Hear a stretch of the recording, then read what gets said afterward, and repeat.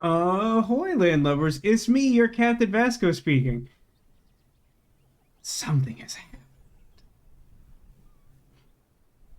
Listen, I know that not everyone is savvy on their Pokedex knowledge, but we recently had a discussion here playing Rosewater about a certain something that was missing from my collection. Kind of sleepy mermaid boy. He's found his way home. Like within 3 days, I think, of the discussion that we had on stream, where I was like, I've been trying to get Giant Sleeping Vaporeon for like 3 years, and they just removed his listing from the Pokemon Center store, and I guess that they have decided that he will never return. My sister pointed out that he was restocked, but also told me not to buy him because she already got him for me, and then sent him here. And now they're all together. Here's the original Eevee that my sister got me, and then I got these two when they were on sale, and I was like, I'm sure eventually Vaporeon will come around, and it very nearly didn't. And in fact, all three of the evolutions here have been restocked at the store, and only Vaporeon sold out, and it sold out really fast. So, uh, yeah, my sister did a real nice job. Just gotta guess the Eevee Cuddle Puddle. I don't know what on earth would make you think I would possibly hide a Squirtle in the capacity of this. Hi, Kate, welcome. Welcome, hi. Hello, dog. Greetings, dog. Do you think the hi dog emote is some sort of polar opposite to Hello Kitty, who, as we all know, is a British schoolgirl and not a cat? Which is one of those weird facts that I'll like never not mention because it's so genuinely insane to me. That like Sanrio is like, it's important for everyone to understand that this cat mascot that was made in Japan is a British schoolgirl. And I don't know who decided that or when or why, but it just doesn't make any sense. It's clearly a cat.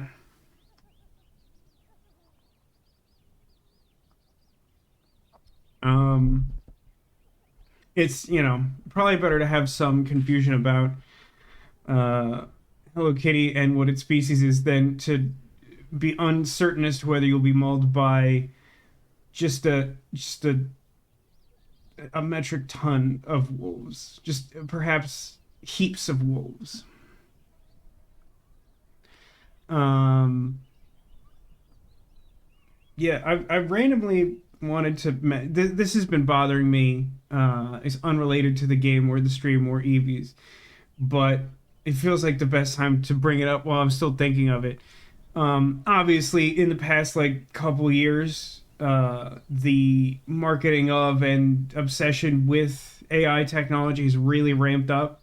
Um, from my perspective, little to none of it is good.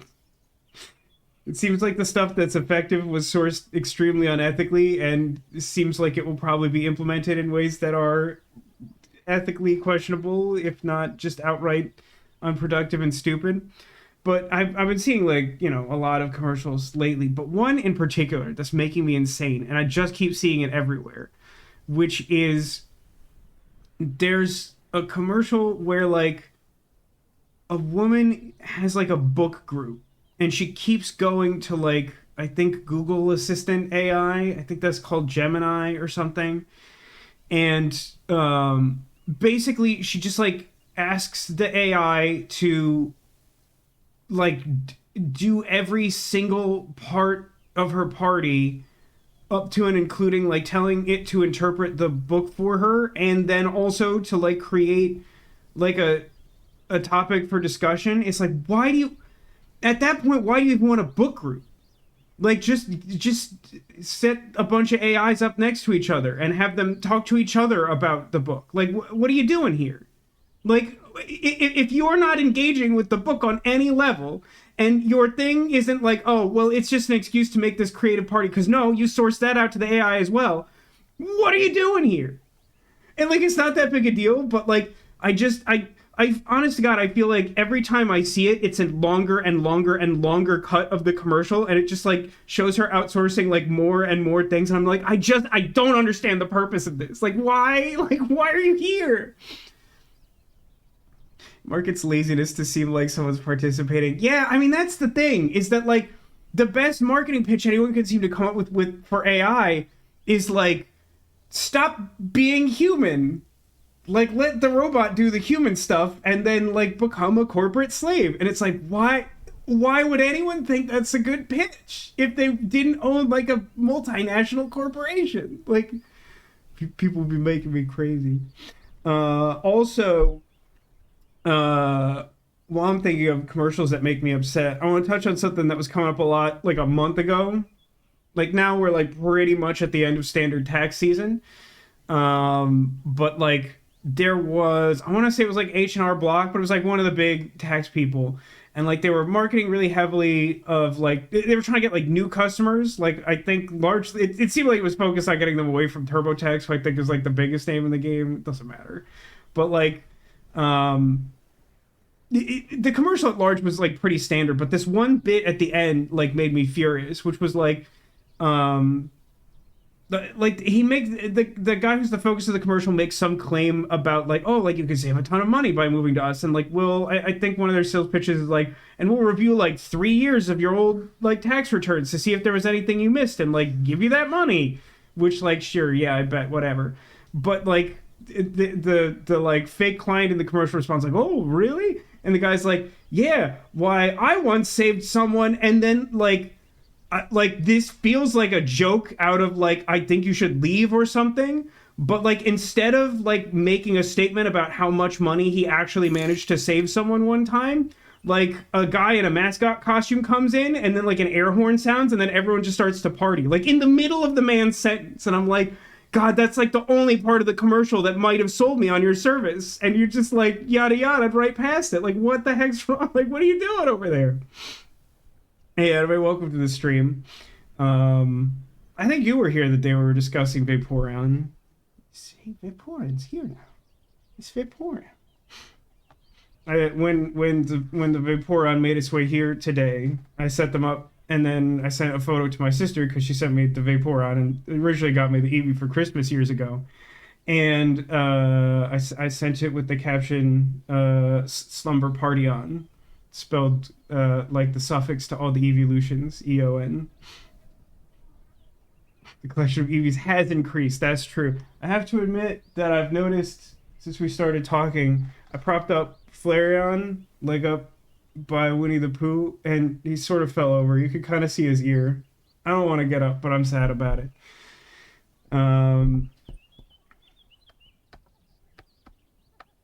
So you're a grift, you think I can't manage my money with a clear mind. Yeah. Also, I'll throw one more unrelated fun fact out for you. Tomorrow is the date of a concert that is coming to Orlando that I got tickets for my parents and I to go see a concert for one of my favorite musicians. I've been subjecting them to a lot of my favorite musicians because inexplicably in the last like year and a half, most of them, even though the majority are international, like all have come to a venue near us. And it's a new venue I haven't been to before. It's like a big stadium. Normally the acts that I see don't fill a big stadium, so it's new for me. It's interesting. But the one thing I want to remark on is like, you know, every venue these days has like a list of restrictions, and a lot of them makes it like obviously like don't bring weapons. They'll put restrictions on like cameras with long lenses. This place has really specific rules about this. You can bring like a sign, but it has to be under a certain set of dimensions. But there's one thing absolutely killed me, and I think I get it, but it sounds ridiculous. One of the stipulations was like no gifts. And I'm pretty sure the idea is like nothing that's like sealed in a package that like can't be searched by security. Like, you know, you'll probably go through some security check to go in the venue, and you can't just get away with like, well, you can't check that because it's a gift. But like, there's no stipulation. There's nothing that says like, you know, we have to be able to search everything. It simply blanket says no gifts. And there's something that's just kind of funny to me about that just seems like a blanket no merriment kind of statement. I don't think that affects anyone, but like I just think it's funny. And I'm pretty sure there's like, I don't know that I've ever seen it written anywhere or spoken anywhere, even around the holidays, but I think TSA has like similar guidelines, although they have like a whole X-ray machine to put it through. But like, yeah, just like no gifts.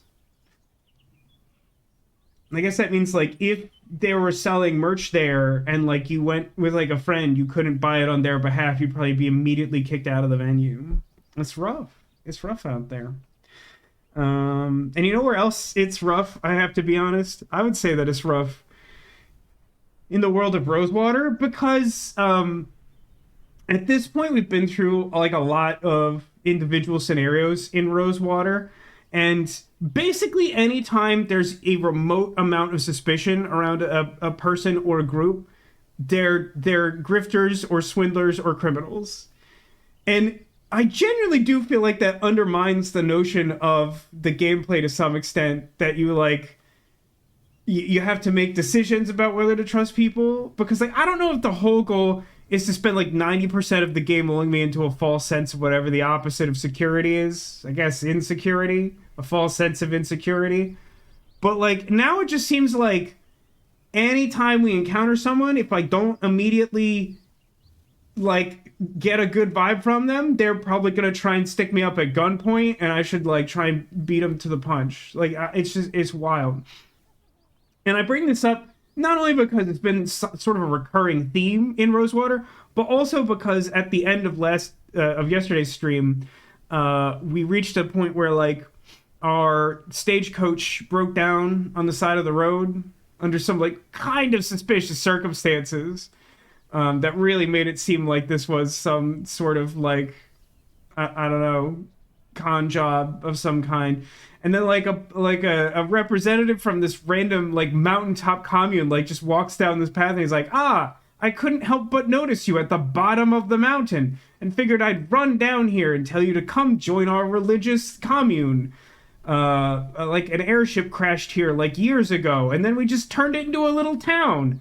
But you know, you don't have any choice. You're gonna stay here for a while, and also we're gonna take all your weapons, even though it's the lawless west of Vespuccia. There's also a bunch of other stuff that happened yesterday. Because it's kind of hard to gauge like what is important to the plot. I'm not sure I'm gonna harp on all the individual things. The VOD's out there for you.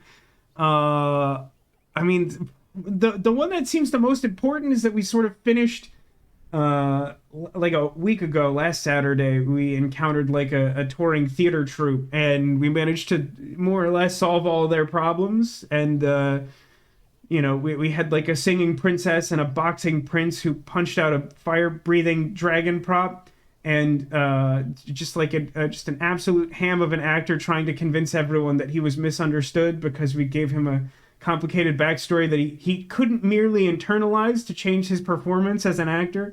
He had to let everyone... He was basically doing the Ian McKellen bit from... is it Extras? Yeah, it's Extras, right? Where he just like... He's like, I am not a wizard. You see, someone wrote words on a page, and I said those words, but I pretended to be a wizard. Like, that's like... This was this guy's whole vibe. But like... not as like a weird satire, like just this guy they considered him to be one of their best actors, and like woof, bow wow. And speaking of dog noises, at that commune I mentioned earlier, the day after we got there, we woke up and like they had our stagecoach under guard by like a 16-year-old boy or something, and he was like, well, you can't go down the mountain alone because there's heaps of wolves. You'll just get eaten straight up by wolves. And that's why that's the title of the stream. And I mean, we'll just see how many wolves and how many heaps and how many people we're going to have to use knife on to get out of this situation. Because I don't got a good feeling about this place. Even though most of the people are ostensibly nice, they're also doing weird things like kind of keeping us prisoner, but being weird about it. Anyway, I need some glass because I found a telescope somewhere. I imagine if I look through the telescope, something interesting will happen, but I have no idea what. Good. The wood cutting noises. So now, we spent, like, the tail end of yesterday's stream sort of exploring all the dialogue options and, like, looking at every surface and every object that wasn't nailed down, so hopefully we're going to kick some action into high gear. After some consideration, I've decided that I'm meant to choose a member of my posse, as the game sometimes refers to us, and that person will act as a distraction while me and Miss Johnson, who's the lady whose stagecoach it is, are going to go down and I don't know what. I don't actually know what our goal is, but that's the plan. And then you, Sir Galahad, and I will jump out of the rabbit. Hello, Jake. Howdy. The mountain path's being guarded. Can't get down the and I can't mountain. Get down. Heaps of Why wolves. would you want to? I want to make sure the wagon's being repaired. Shoot, just ask Joanna. She said she'd take care of it. Already did. She told me to ask Eliza.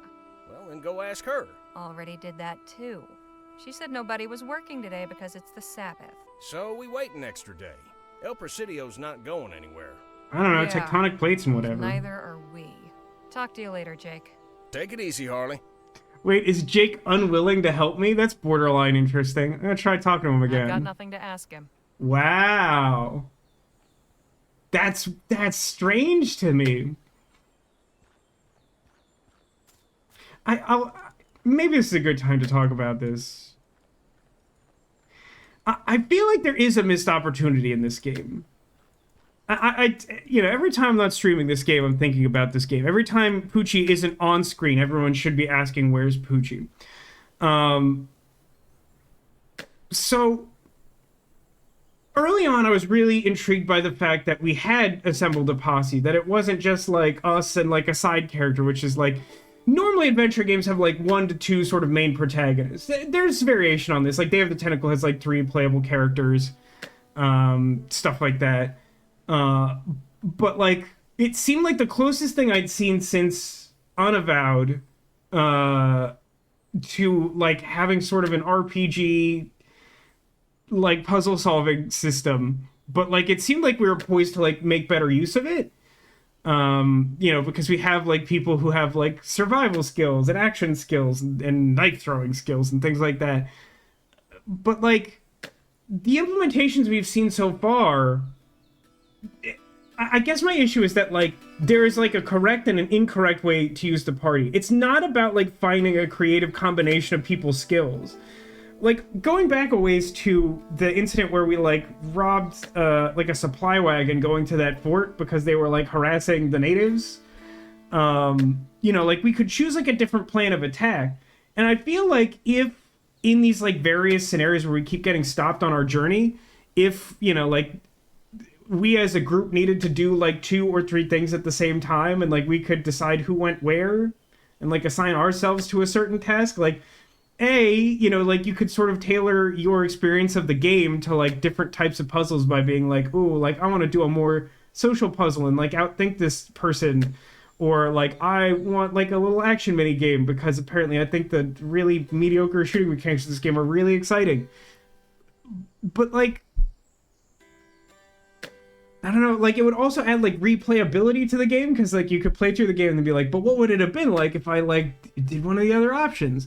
And I think it would be, like, a cool way to, like, lean into the idea of the posse, like, all being people who are, like, doing stuff. In adventure games, it's common for only, like, one character to solve the problems. It's, like, one of the things I complained about in Siberia 3, where, like, even though you're trying to help this entire community of Yukels, like, no matter what happens, they always just defer to you for, like, every minor thing. You just have to solve everything. And after a certain point, it's genuinely insane. Like, it just doesn't make any sense. Like, they're not even, like, functional beings. Like, they technically don't meet the criteria of being living organisms because they can't, like, feed themselves or reproduce. It's, like, just, like, oh my god, Siberia 3 is, like, maddening. But all of this is to say, like, it's strange to me that we went, like, 70, 80, 85% of the way to, like, implementing this really interesting mechanic and then just, like, not doing it at all.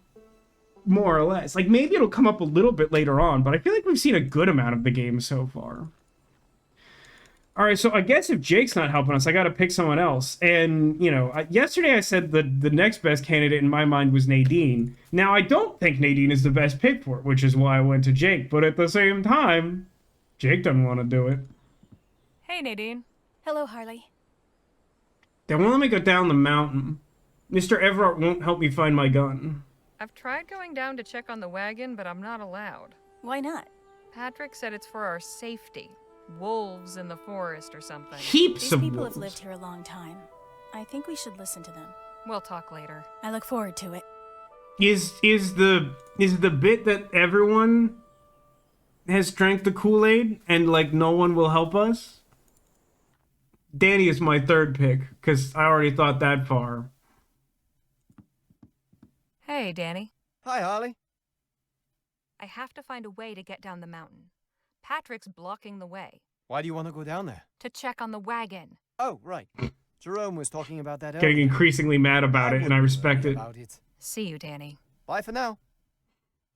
Okay, so I guess the idea is that now we just talk to everyone, and then no one will help us, and then you, Sir Galahad, and I jump out of the rabbit.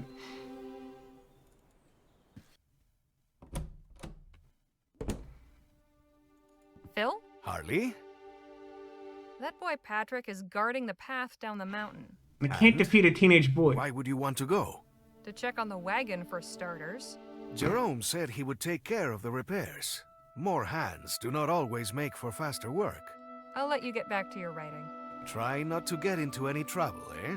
Okay, now I have to talk to Miss Johnson and tell her, God, I really want to steal whatever's in that drawer. I want it so bad. He gets so upset when I try to look in that one drawer.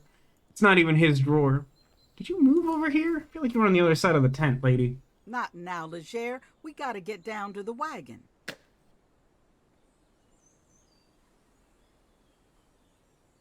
We only have 4 teammates, right? Who else would I talk to about this?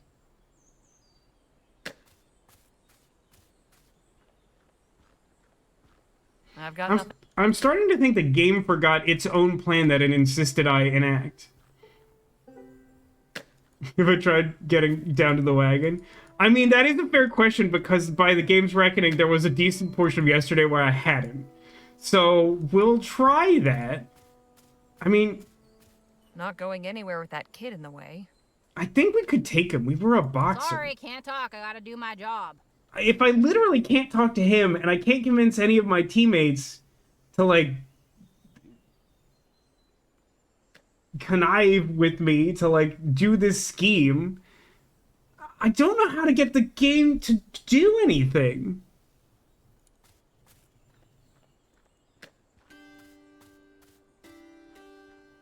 I mean, I suppose I could try to focus on getting that glass, but I'm really not sure where to start with that, to be honest with you.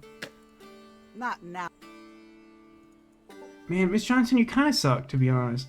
Okay, my next idea is to try to talk to this guy, Jerome. He's a ranger. Maybe I can tell him that I need to, like, just check to make sure the wagon's still there. Hi, Brother Jerome. Sister Harley? Patrick won't let me down the mountain. Patrick's not letting me go down the mountain path. Good. He's not supposed to. Why not? Quick, punch him. You need a ranger to go with you, and Patrick's still in training. Yeah, I don't know if you know this. You are a ranger? Could you be my escort down the mountain? Is there an emergency? No, I just want to check on our wagon. Don't worry about the wagon. It's in good hands. There's nothing else worth going down there for, believe me. Anyhow, today we're honoring the Sabbath. Appreciate your time. Be well. All right there, Danny? Yep. That's interesting. Normally when there's no dialogue tree, she's just like, I don't have anything to say to them. But there's the little just sort of pleasantry there. Okay, I think I've exhausted all of my social Not options. now, Leger. Okay, I kind of hate you, Miss Johnson. I think you kind of suck. There's a reason I didn't cut you in on our fortune. We've talked about this. Where? Okay, let's just go everywhere we can go. It's adventure game time. It's legally distinct from adventure time. Can I, like, see anything? Does this, like, screen scroll at all? This game doesn't seem like it does that sort of thing. Hey, let's take a moment. This is a really nicely illustrated background. I mean, it's a little eclipsed by some of the trees, and obviously the grapes make it a little more somber, but just, like, look at that view. That's really nice. They put a lot of work into this. It's a really nice game. Another thing I wanted to say about this game, I know I did a little bit of griping because, like, it's not so much a failing of the game, but it just does feel like a large missed opportunity to not do more with, like, party mechanics in this game. One thing I did want to mention that's less of a tangent is just, like, you know, I have had a few complaints about this game. They're a lot more minor and subjective, I think, than the average game that I play and get mad about on stream, which is most of them. But I think there's, like, a real reason for that. Is, like, even the stuff that I don't love in this game mostly feels deliberate. So, like, it's not... Like, I play a lot of games where something just, like, feels like someone didn't test it, or, like, a human being never thought about this, and it's, like, clearly very annoying.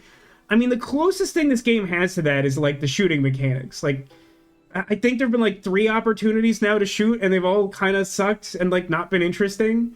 And the mechanics just, like, don't feel good to play at all, in my opinion. But, like, you know, at least some of them have been optional. So, like, it's not the worst. But, like, you know, I do think there's a couple places they could have done better and, like, explored more.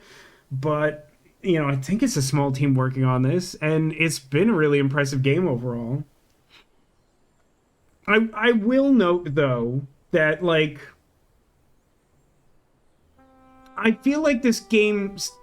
One of its greatest weaknesses, from what I've seen so far, is, like, the narrative has been pretty disjointed. Like, when you have sort of a continuous narrative segment, it feels nice and, like, coherent, but, like, the road trip stuff has been really uneven. Like, some of them have been, like, a short little aside, and they're fun, and some of them are, like, a slightly longer one, and have been fun. And some of them have been, like, varying lengths and, like, not particularly fun or interesting. And, like, they don't all, at least from what we've seen so far, seem to weave into, like, a single coherent narrative. I mean, like, some of the things we've managed to succeed at have given us, like, plot threads for El Presidio, and that's interesting, but I shouldn't we disturb don't pay her off right now. on that just yet. I don't think... Okay, let me just, like... Yeah, I don't think there's anything to do here. Now, it seems like it's possible for me to make tea. I don't know why that's useful. God, I don't know what to do. Looks like they've got a garden up there. Anything new happen in the room I'm staying in?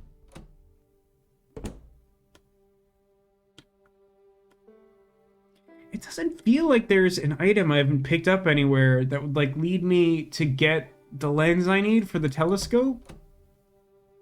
Still not sure why the lens got separated from the telescope. I don't know why I came in here. There's clearly nothing to do other than tea in here. Wait, this doesn't lead a different place, does it? No, it leads outside. Okay. Was briefly concerned about that. Hey, oh, I'm gonna struggle with this. Jatiliers, is that correct? Welcome. Thank you for the follow. Hope you're enjoying. Big fan of this game so far. I know I've been doing a little bit of griping, but, like, I'm just, you know, I'm very critical of games in general. And honestly, the point I'm trying to make by being critical today is that, like, I don't have a whole lot to be critical about. Like, there's some things I might do differently. There's some things I maybe wish that they did do, but, like, this game's been really good so far. It's full of curios. Lots of crosses and a nativity scene. I'm just going around making sure I have not missed clicking on anything. You're gonna be annoyed by this. You did imply that yesterday. And I do believe, based on what I've seen here, that doesn't surprise me in and of itself. A few Bibles and some other religious texts. Oh, right. I will say, like, this commune has already been a little bit of a source of struggle for me. Just, like, conceptually, we have no agency over it, and, like, I don't know. An old spyglass. I like a hint. Okay, before we go into, like, proper hints, is getting the lens the next thing I have to do? Can't see a Just thing. yes or no? I think it's missing a lens. It's kind of Grendislav in a nutshell. His games always have bits here and there to gripe about, and the end product is always solid. That's very true. I'll be honest, I think the only other Grendislav game I've played was Lamplight City, which I really, really liked. But I would also say that about Lamplight City. that, like, I mean, honestly, Lamplight City's issues were largely focused on just Bill as a character. There were a couple other minor things, but my recollection was that the main thing was just that Bill was, like, pretty insufferable, but, like, most of the rest of the game was really good. Patrick's collect. Do I need the lens to, like, get a real close look at these figures it won't let me interact with? Those are the only hitboxes.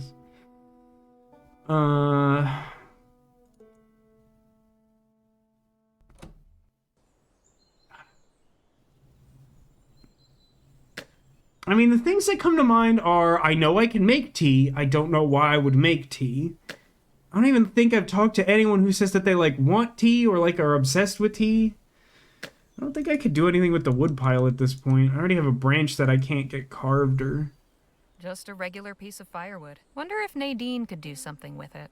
Not according to the video game at this point. I could try talking to people to see if there's new dialogue options, which I'm skeptical of.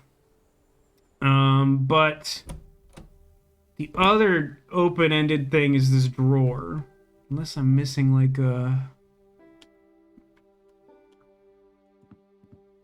These are mostly nursery books.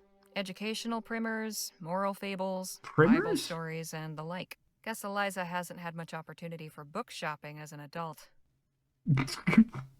Why is Eliza Kitchen strays? This was clearly taken at least a decade ago. It's Joanna, Eliza, and some man I don't recognize. Certainly makes a statement. Can't think of anything to ask. Am I supposed to put a stick in his clothes? Am I supposed to I hit him? appreciate the offer, but I have no use for this. Adventure games are so fun to me. Like, I just get a real big kick out of, like, trying to imagine the actual, like, real life. Just, like, imagine, like, this game as a movie. And, like, even setting aside the fact that I'm, like, wandering back and forth between set pieces aimlessly. Just, like, imagine a scene in a movie where, like, main character, like, walks into a room, walks up to, like, a supporting cast member, offers them a stick, and they're like, I don't know what I would do with a stick. And then they quietly just leave the scene. Like, why would that happen? Why?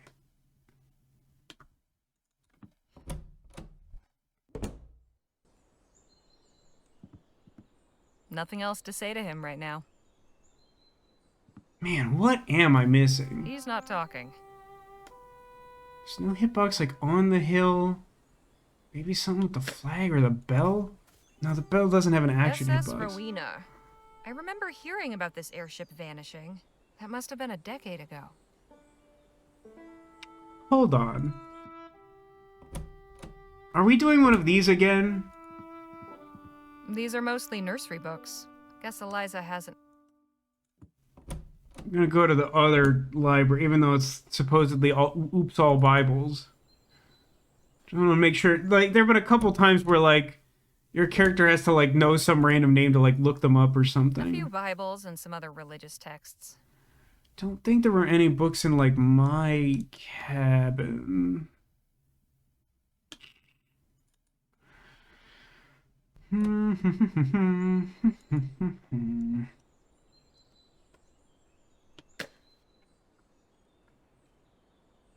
Must be their flag. Looks homespun.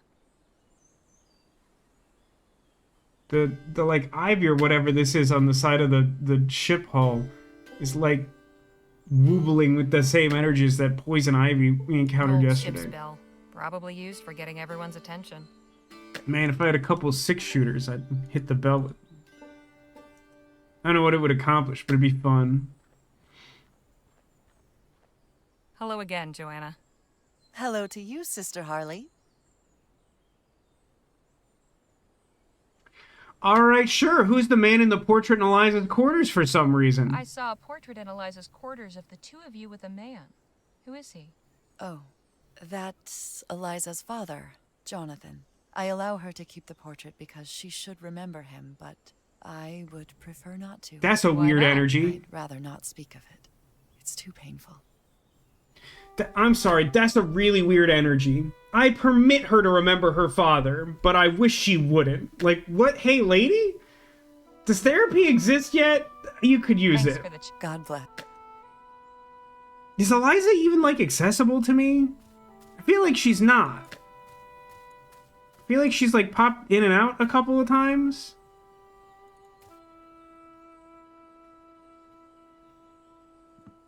Just gonna start asking Hello, Sid. townsfolk about Jonathan, I guess. Hello, I feel like I've talked to her enough that I should have been able to say this is a beautiful garden before. Are you in charge of the garden? It's beautiful. Thank you. It's everybody's garden, but I spend more time here than most. I find tending the plants very soothing. Plus, I have my special plot of medicinal herbs. You've got quite a collection. Some of these I've never even seen. Be glad to tell you all about them sometime. Ask about... Have I really not talked to this lady, like, at all? That doesn't seem right. Could you tell me about the Taggarts and Captain Perry? What can I say? I really thought I talked Sister to Joanna everyone. is our fearless leader. She keeps this place running, even if she can be severe sometimes. Eliza is a lot like her mama that way. Brother Perry is the friendliest of the bunch. He's always good for a chin wag. Sometimes I wonder how somebody like him ended up with Sister Joanna. Of course, that's really Mind none of control. my business. Some sort of poison tea. A stew that makes you blind for just one day. I'd like to know about you and Jerome. I'm the healer here, and Jerome is a ranger. We do our part to make sure everyone is healthy and safe.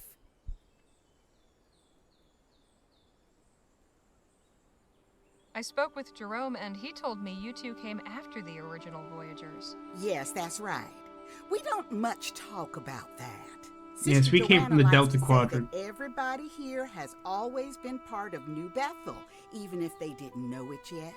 Some of our brothers and sisters are still on their way to us, even now. We got here about 2 years after this whole thing started. Other families came after, but we were about the first newcomers. About? We were roughly the first people? What is... There aren't that many people here. Incidentally, how would you like it if, like, the singular word that people used to describe you was severe? What exactly were the circumstances that led to your arrival? Jerome and I were coming down from Shivering Pines, heading for the coast in search of a new life. But our wagon broke down on the road through the mountains. You didn't take the canyon bridge? Is there a bridge now? Well, One not we now. Came through? Normally, yes, but it recently collapsed. That's why we went through the pass. Huh. Well, Brother James came and found us and brought us up the mountain. At first, we had every intention of keeping on, but we didn't have any real plans, and folks here were so welcoming. We never really made the decision to stay. We just never left. What about the other families? Same story, more or less. Here's a serious question. If what she just said is true, where's her wagon? Like, it should be somewhere, right? It's not like they could have, like, driven it into town and then sold it. How'd they get back? They don't seem to have horses here. Can you tell me about the Dorans? Oh, well, they ain't had it easy. A few years back, James got a nasty gash in his leg while he was out hunting. The wound Was got it one of those infected. well-animated bears I that did Demolition all really I likes? could, but he didn't make it. Poor Sister Bridget has been so strong through all of it. Brother Patrick's adjusted about as well as can be expected. I'm just thankful Jerome's been such a good mentor to him. I'll let you get back to your garden. Come enjoy it any time. Hey, Nadine. Hello, Harley.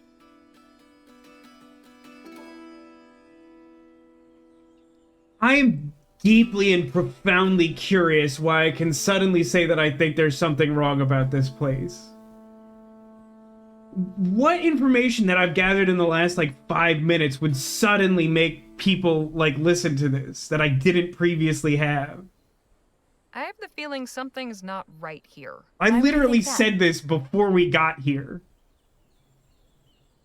You heard what Sue Ellen said about the other families arriving here the same way we did. Doesn't that seem suspicious to you? That's I suppose it does. that's it. I hate jumping to conclusions, though. If there really is something amiss, I want to be certain. I haven't got anything else, but I'll keep looking. All right. Maybe We'll talk later. I look maybe forward if to I it. say that to Phil, he'll let me look in that drawer. And it'll have, like, a smoking gun and a lens that I can use or something. Yeah, exactly. That was just, like, the second the axle broke, I was like, I'm deeply suspicious of this, and I don't want to relinquish my guns to these people who want to, like, trap me in their houses overnight. That's how, like, horror movies start. I've only seen, like, a third of the movie Hostel. Isn't that kind of like Hostel? Phil? Harley? Listen to me, Phil. There's something off about this place. It's their How do you milk. They mean? don't refrigerate it. Because we live in frontier times. Sue Ellen told me we aren't the first people whose wagon broke down on the mountain road. In fact, she and Jerome wound up here much the same way we did, along with several other families. It seems a stretch. You saw the condition of the road. I Bill, was you not suck. able to see any evidence of sabotage. That's as much as I've learned so far. Well, if you find anything else, let me know. I'll let you get back to your writing. Try not to get into any trouble, eh? What's the opposite of a promise? I'm gonna try searching this drawer. I don't care if he yells at me. Hey, what are you doing? Have you no respect for privacy? Okay, sorry. Okay, hear me out. So my new plan is this. Figure out where my guns have been stored. Use the gun to take out Phil. Check this drawer, and then get whatever important object I need. It lives in the drawer. I wonder if he would let me check the drawer if we were, like, better friends.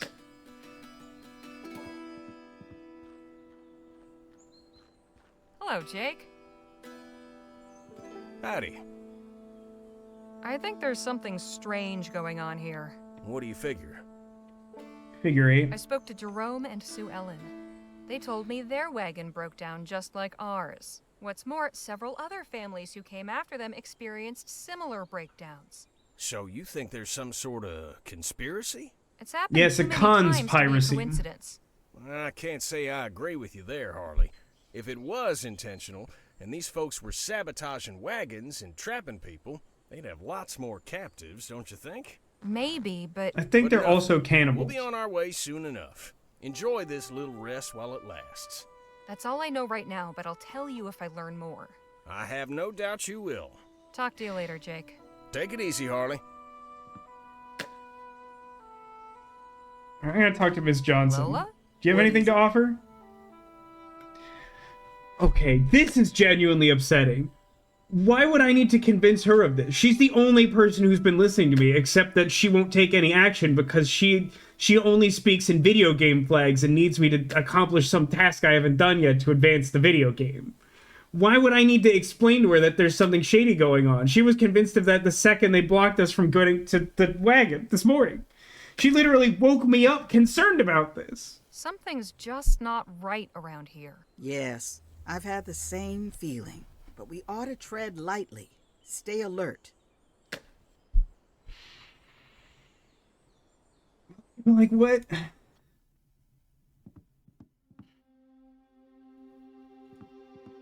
Hey, Danny. Hi, Harley. Would you give us a moment, Brother Jerome? Of course. I don't want to alarm you, but something about this place Oh, isn't he, like, right. left. What do you He mean? gone. Sue Ellen told me about how she and Jerome got here. Oh, sure. Jerome told me too. How their wagon broke down and all that. It didn't strike you as This is familiar? starting to give Sure, vibes like kinda what happened unavowed, to like us. it's a Are you tragedy. saying it's not a coincidence? Yes, that's exactly what I'm saying. Come on, Harley. Really? Mountain roads are full of rocks. I believe it's a Khan's I'm piracy. not surprised the wagon would break down there. That's all for right now. I'll let you know if I hear anything else. Okay. You can come back now, Brother Jerome. Ah, crap. I thought I had somehow advanced the game state by getting him to See leave. you, Danny. Bye for now. Are you saying it's not a coincidence? It's true. It Not could sure be... what blowing on that will achieve. I really don't know what blowing on that will achieve, but I have no idea how to achieve any of my goals, so I might as well try blowing on it, you understand? Maybe I can ask Phil about Eliza's Sorry, dad can't for some reason. No? Maybe I can ask, I genuinely don't remember your name about Eliza's death. I shouldn't disturb her right now.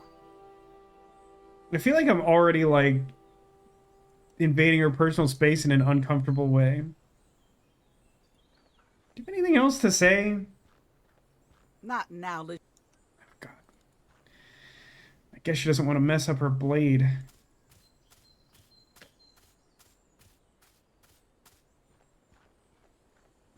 Okay, you know what's actually kind of annoying about whatever seems to be going on right now?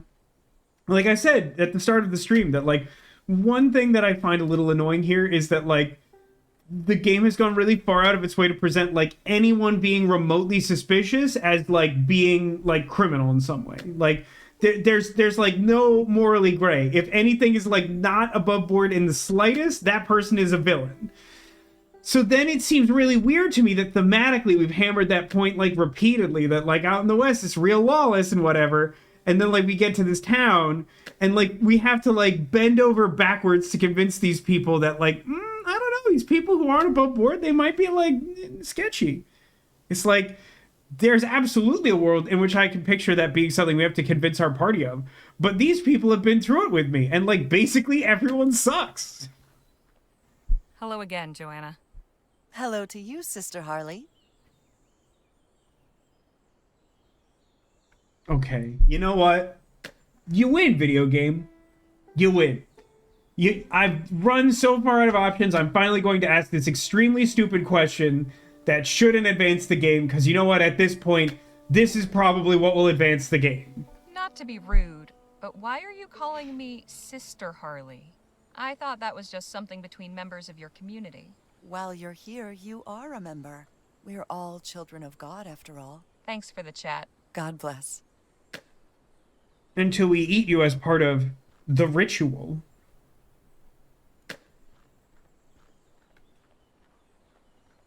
That was both a stupid question, and also I feel like I learned nothing from asking it. Which I guess is part of what makes it a stupid question. Like what though? Like what? Like what?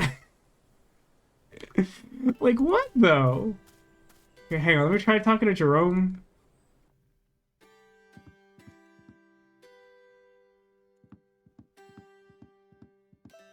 Good to see you, Brother Jerome. Likewise. A cup of water.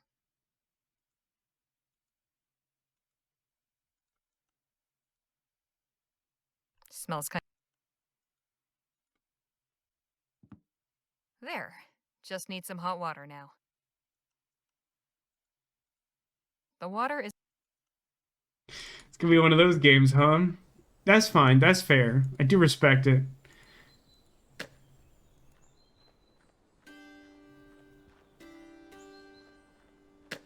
Now to wait.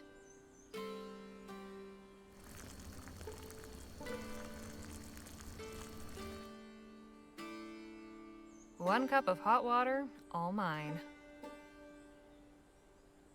wonder what method it uses to decide when the water isn't hot. Just like a raw, like, timekeeping method, or like a number of actions? Now to let it steep for a few minutes. I don't know why I'm making tea, but I have no other ideas. Maybe There. if I, like, make Nice tea, it'll hot be cup of night. tea. Picture an egg. That flag isn't culty at all. I know, right? It'd be a problem if it was. Actually, no, it'd be helpful if I could convince people it was a culty flag. I love that I have a pour out action. You want a tea? You sure got a lot of junk. What the heck?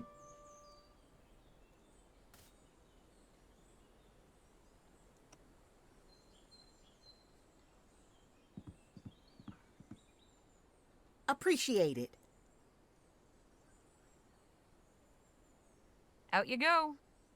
Oh shoot. I was hoping I could pour it out like on her plants and make her big mad. Alright, let me go make another tea.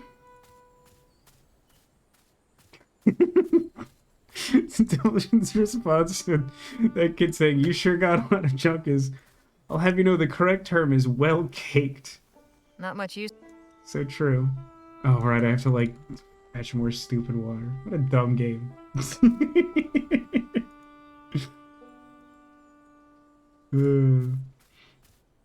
This definitely is not my favorite section of the game. I'll be honest about that. I always say that, like, it's one thing, like, I played a lot of adventure games as a kid and, like, often didn't know what I was supposed to do, but I was, like, a child and I, like, didn't understand anything and was, like, stupid. But, like... Now to wait. I feel like if an adult with aspirations of playing an adventure game plays it, the vast majority of the time, they should know what their immediate goal is, whether or not they know exactly how they achieve it. This is not a great showing.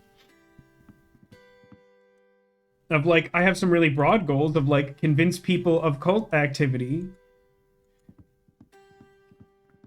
But, like, the game hasn't really provided me any obvious tools for, like, doing that. Nor do I even really know, like, what that will accomplish. Now to let it steep for a few minutes.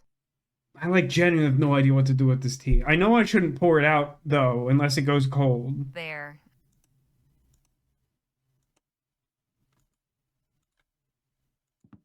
Thanks. You keep that. You keep that tea. You're gonna need it. I don't know what that means.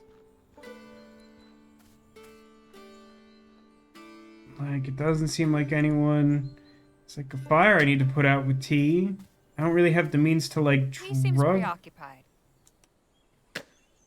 This man who's been working all day wouldn't like a drink. Hey, Captain. How about a nice cup of tea? Is it more of that nettle stuff? Yes, actually. Then I'll respectfully decline. Okay. Out you go. I look forward to doing these several steps again.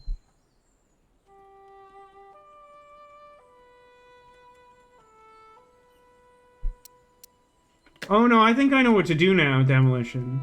The only question I have is, like, can you, like, not solve this part of the game if you don't get the tea from the captain? I guess maybe he gives it to you even if you don't succeed. Just seems weird. I'm saving in case this isn't right because this appears to be a consumable. God. Don't tell me that this game is, like, a Sierra-like. The room doesn't... The world doesn't need any more Sierra-likes. I know I'm biased. I'm a LucasArts guy. There's some tea in here. I guess maybe it's a technically infinite amount of tea. There. Just need some hot water now. I didn't boil this water. Need a specific tea. Well, I tell you what. We're gonna find out if it's this one. Now to wait. This is asinine. Like, this is pointless.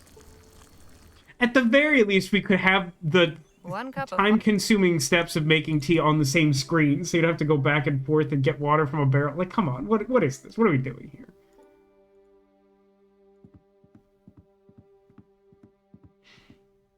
Now to let it steep for a few minutes.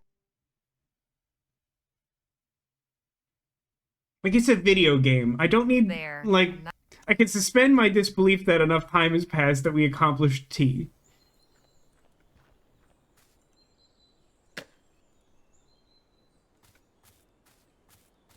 Did this guy ever say he wanted tea? Did I just, like, dissociate? Captain, how about a nice cup of tea? Is it more of that nettle stuff? No, this is from my own private store.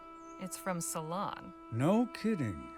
How'd you come by that? We recently met a former whaler.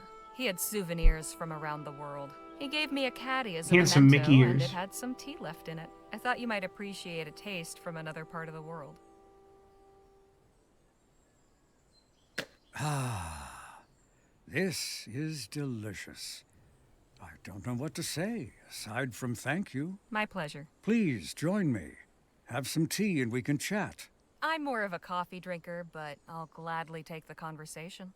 I apologize for being so abrupt before. If you still have questions, I'll try and answer them to the best of my ability. I really have to assume that I either missed or forgot something. I mean, I know he talked a little... I mean, obviously he's like a airship captain, and he said he had like kind of like a wanderlust because he enjoyed his time like flying around the world. But like I don't remember him saying that he like wanted tea that wasn't dog water, or that like he needed food from somewhere else or something that would have like tipped me off to that. I must have forgotten. I don't know. Do you think we could talk a little about the airship crash now? I'd really like to understand more about the origins of this community. Yes, that's understandable. Of course you're curious to know what kind of place you fetched up in. All right. 12 years ago, Joanna chartered my cargo ship to take her group from Bright Bay to Las Virgenes. But late one night, still half a day from our destination, the boiler failed. We started losing altitude. We were already crossing the mountains, and all around was rocky peaks and forest. No safe place to set down. I was forced to make an emergency landing, more a barely controlled crash, really, on the side of this mountain. How is this ship in such good condition if that's true? Wow. The Rowena was wrecked beyond hope of repair. But somehow, nobody was hurt or killed in the crash. It looks like it's in nearly pristine condition, really. If we ever forget. Do you know what caused the failure? Yes, sabotage. I'm certain I do. But it doesn't matter. Tell me anyway, though. What makes you say it doesn't matter what caused the crash? It was a long time ago. So much has changed. Yeah, that sounds like sabotage. And forgotten. To tell the truth, that final voyage was the best thing that ever happened to me. Because of it, I met and married Joanna. I got to watch her blossom into a truly inspirational leader, and I found a new home. She's the captain of this ship now, doing a far better job of it than I ever It was a very careful crash. It was in, like, super slow speed, like that scene in Austin Powers, where, like, they're driving the stupid little cart in the base, and the guy's like, no! And they just, like, keep telling him to get out of the way, but he won't move. I imagine it wasn't easy for you to adjust to this life. It took some getting used to, I admit, and not just for me. Many of the original passengers found it hard to live up here. They thought they were headed for a sunny coastal paradise, not a barren mountaintop surrounded by ferocious beasts. Joanna tried to keep morale up, but that didn't stop a group of dissenters from forming. Oh, is there a counter cult? Spreading rumors and confusion. In the end, she had no choice but to discipline them. Where's their graveyard? Where's the graveyard for those folks? How exactly did Joanna discipline the dissenters? She had them stay in the cabin over yonder, isolated from the rest of the community and kept under guard. She wanted to give them time to cool down and reconsider, but I could see that wasn't going to happen. They had made up their minds to leave. Keeping them prisoner was only making things worse. So what happened? They escaped one night, under my watch. GG, pal. That was just says, you know, the heaps of wolves right over there beyond the trees. We all see them, but we don't look at them. Like,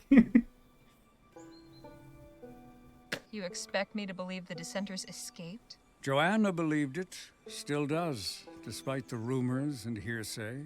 That's all that matters. Were you punished in any way?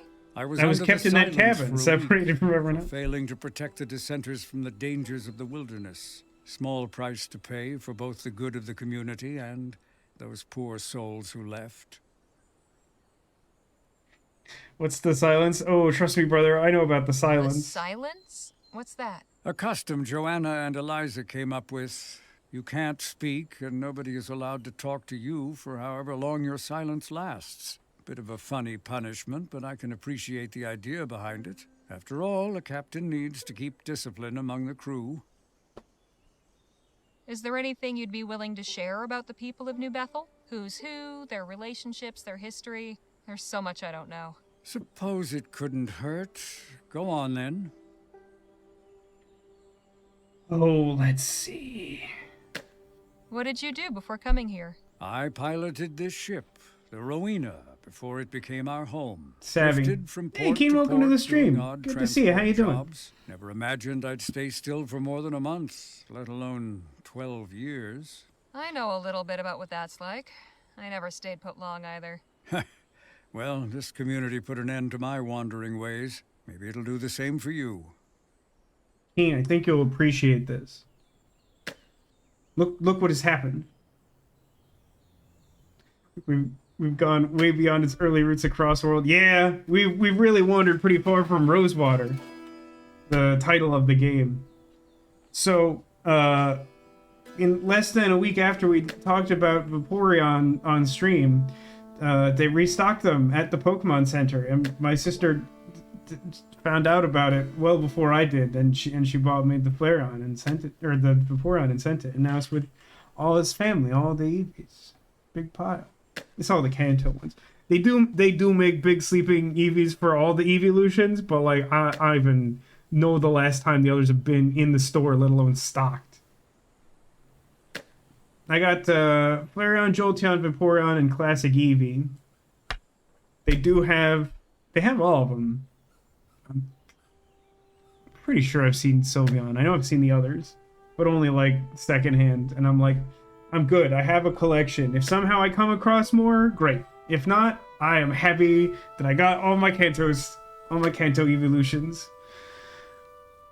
Tell me about Wanted that Joanna Vaporeon and so Eliza. bad. I got to know Joanna on the voyage here. Over dinner in my quarters, she told me all about her thoughts and philosophies on life. It was fascinating to meet someone so passionate and high-spirited. After the crash, I got to know and respect her more. She emerged as the spiritual leader of New Bethel. We married Call her a the few Grand years Wizard after. or something. As for Eliza, she's always been utterly devoted to her mother. We get along, but I'm mindful about giving her space. What can you tell me about Bridget and Patrick? The boy seems happy here. I'm glad Jerome's seeing to his training. Bridget has more than readjusted to life here. She was originally one of the dissenters, you see. But she and her husband James returned that winter with their newborn son. Seems Bridget wasn't aware when they left that she was with child. Having a baby out there in the wilderness changed the calculation, I guess. There's something weird about that. I can't say I've got a perfect read on it, but there's something very suspicious about those circumstances. What's to know about Jerome and Sue Ellen? Good people. They came to New Bethel a couple of years after the crash. I believe they met with trouble on the road, much as you did. And lucky thing for us, they stayed. They're both vital parts of this community. See you later, Captain. Goodbye, Miss Leger. You got anything new to say to me, Jake? I've got nothing to ask him. Guess not.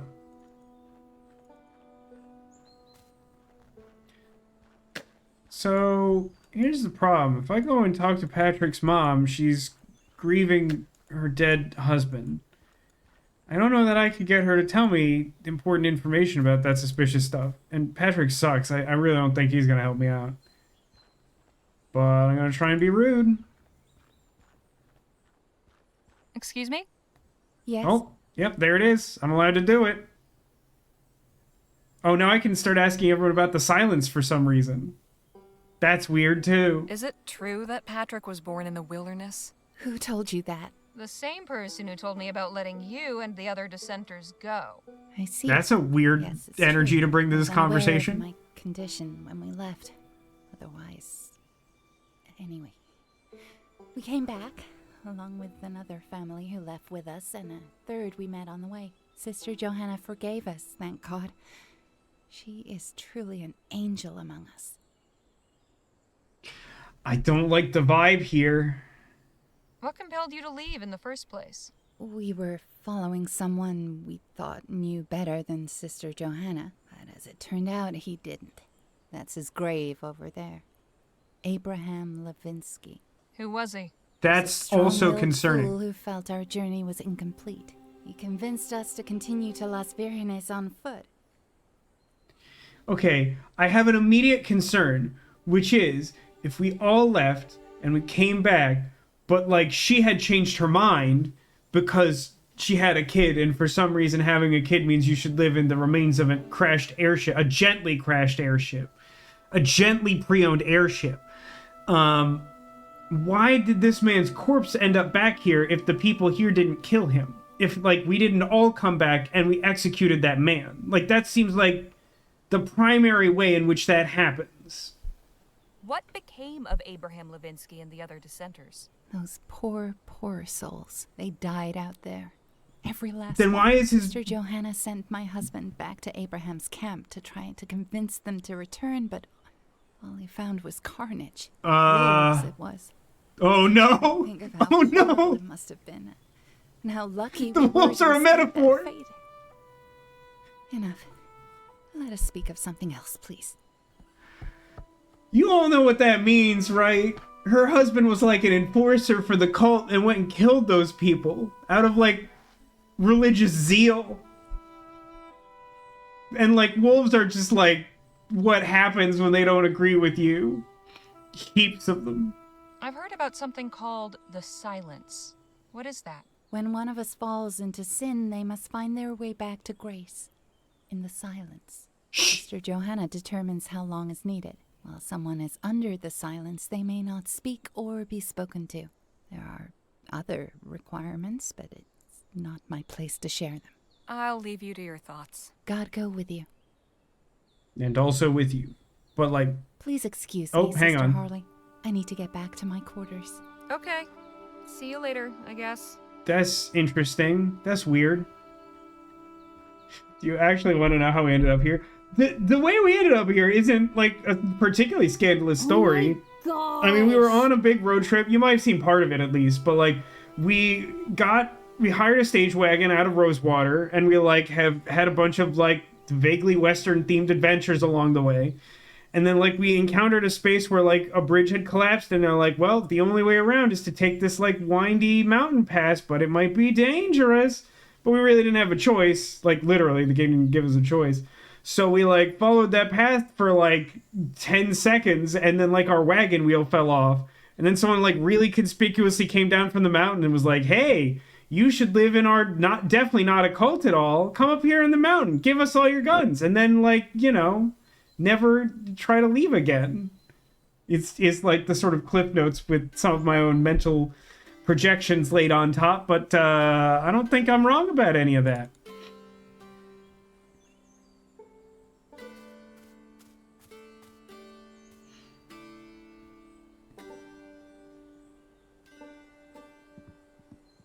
Hello. Hello, Harley. Do you know anything about Abraham Levinsky? I've only heard a few stories. He ain't too highly regarded round here. So many didn't I heard survive he that first winter. he had after to the reckon with a crash. heap of If the wolves. dissenters hadn't taken so much away with them, things might have gone different. Okay, now hang on. Hang on. There's some more subtext buried in there. Because here's the thing. People don't tend to die from an abundance of supplies to survive the winter. So what that sounds like is that we didn't appreciate the dissenters taking stuff that this community wanted, and then we sent a heap of wolves after them. That's what that sure sounds like to me. Can you tell me what the silence is? Oh, that's Sister Joanna's punishment for anybody who crosses her. You ain't allowed to speak to nobody or be spoken to. There's extra chores, extra prayers, and fasting. That means you get cut to 1 meal a day. Sounds harsh. Have you been under the silence?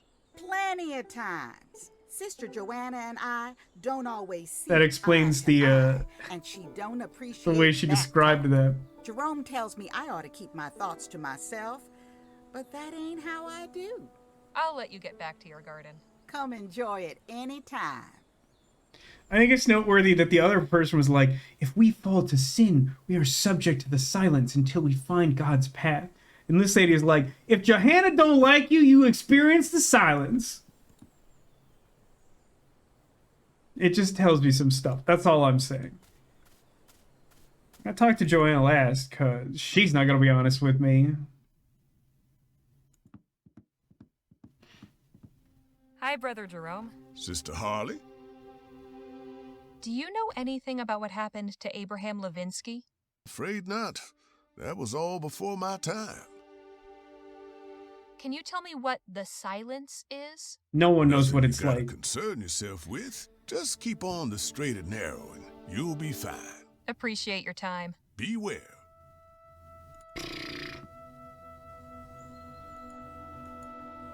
So we... about that stuff from him. I mean, you think Patrick's gonna tell us anything new? I feel skeptical. By the way, where does that lady live? Does she live in our house? The house we've been living in? I don't remember. I think that's true. I think that's right. I should maybe check on her again. Sorry, can't. Gotta do your job of just being in my way. A lot of people seem to get paid for that. She's busy. Oh man, that dude took my, like, teacup. I can't tea anymore. Won't accomplish anything. Hello again, Joanna. Hello to you, Sister Harley. Quick, punch her. I've heard about something called the silence. What is that?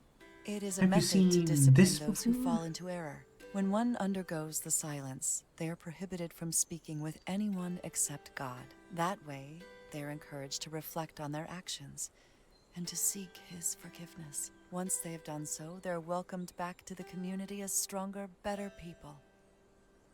I'll say this. I actually do really like the way... I find the thing we're currently doing is really tedious and, like, not extremely well suited to the pace or puzzle-solving appeal of an adventure game, in my opinion. But I like the way that it's framed, where we're getting different people's takes on the same, like, societal construct and, like, getting their impressions of its validity and its purpose from different sources. Like, that is interesting. Exactly what happened to Abraham Levinsky. Oh, poor brother Abraham. He was tragically led astray. He Into a and heap several of others wolves. began to question God's plan for us. They ended up leaving New Bethel. Some saw the light and returned, but the rest were not so fortunate. God punished them for their lack of faith. The wilds claimed them. Brother Abraham was the only one whose remains we could recover.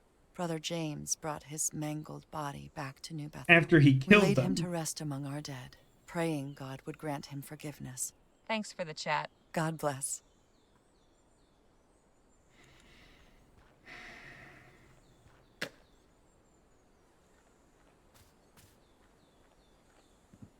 Captain Perry, Yes, Miss Leger? could you tell me about Abraham Levinsky? Oh, dreadful business. He led the dissenters who split from the community. Some changed their minds and came back. Joanna sent James to Abraham's camp to try to convince the rest to return. But all he found was Abraham's body and signs that wolves had attacked the camp and killed the rest. We had a funeral for Abraham and buried him in the graveyard. Joanna didn't let anyone see the body. It was too roughed up by those wolves. Sounds awful. Thankfully, we have the rangers just had to a bad protect thought. us so nothing like that ever happens again. See you later, Captain. Also, the Goodbye, dude Miss chopping wood is, like, Leger. clearly under the silence, but no one's, like, talking about it because, you know, the silence. No point. He's under the silence. Oh, good. The game actually, like, connects those dots.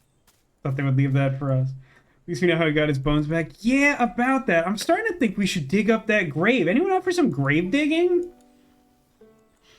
I think maybe I'm supposed to use that as like, evidence of, like, foul play. And that might explain why she, like, suddenly decided she had to go inside. Amelia Grimes. Abraham Levinsky. Wait, haven't I seen that name somewhere recently? No, you've heard it. It wasn't written down. Abraham... Wait, We not there yet? I feel like we're gonna be doing that. Maybe I need to, like, find a shovel or something, but, like, I'm pretty sure we're gonna be checking out that grave. Its adventurers were always up for grave robbing. That's the spirit, Keen. I don't love this endless loop of just talking to the same 4 people and spinning my wheels. Check my inventory. I mean, I got a stick. I don't have, like, a rock to make it into a... Can I pick the grave? Actually, does it even have a hitbox? It doesn't. It still doesn't. It's just not how it do. Abraham Levinsky. Wait, I mean, I could try just clicking it on there, but that's not how the game has ever interacted before. I got no use for that. You want my stick, lady? So rude. So rude.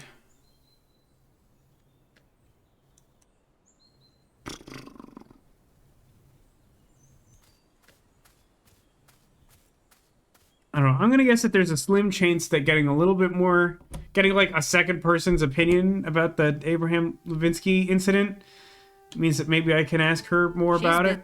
No? This must be Patrick's. It's full of all sorts of wooden toys. You know what else bothers me in the short term? It seemed like it was consequential that, like, I, like, observed the portrait of Eliza's dad and could ask someone about it. I haven't been able to talk to a single other person about it. It just seems wild. So these days, what is the purpose of this cabin?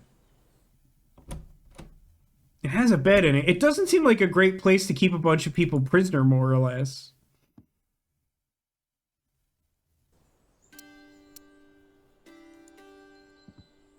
Can't see a thing. Patrick's collection of... Is one of them Abraham Zelinsky or whatever?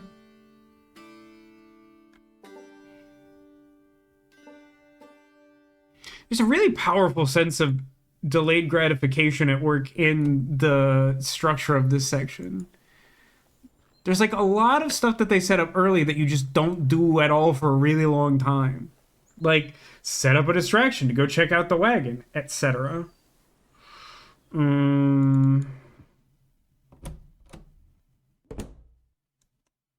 Also, to a lesser extent, the lens thing. Phil? Harley? Listen to me, Phil. There's something off about this place. Have you found something else? I've learned that Joanna isn't quite as nice as she seems. She jailed a group of dissenters and forces anyone who displeases her to undergo the silence. What is that? A punishment where the person can't speak or be spoken to, gets less food, and has to do extra chores and prayers. Perhaps this community isn't as idyllic as it seems. This does seem suspicious. Yeah, Though figured that wouldn't be it could all enough. a coincidence. I do not think this proves anything sinister. There is still too much doubt. That's as much as I've learned so far. Well, if you I'll let you get back. try... I don't really want to go around telling all of my allies about this because I feel confident that they will all require an equal amount of convincing. Part of me is almost surprised I can't just like randomly open the letters I was given. Hey, what are you doing? I was really hoping he wasn't Okay, paying attention. Is there something I could do to distract him? I don't think so. Can't even give him tea. Boy, I thought we'd be making, we'll say, more progress than this today. I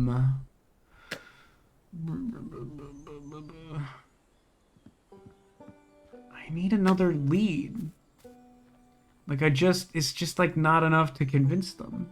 Like, maybe one of them's slightly more suspicious than the others. I don't know. I check everything. I mean, obviously not, or we'd be done here, right? Hello, Howdy. I still think so. What's got you... Joanna isn't quite so benevolent. Captain Perry told me about a group of dissenters Captain who were Perry's kept on right lock there. and key. And Sue Ellen told me about a harsh punishment called the silence, where people are shunned and can't speak for days if they upset Joanna. That all? Shoot. That don't sound like much. She's the leader here. And if that's what it takes to keep the peace, so be it. It's hardly cause to think we're in any danger. That's all I know right now, but I'll tell you if I learn more. I have no doubt you will. Talk to you. Take it easy. Yeah, I don't think it's worth talking to the rest of them about this.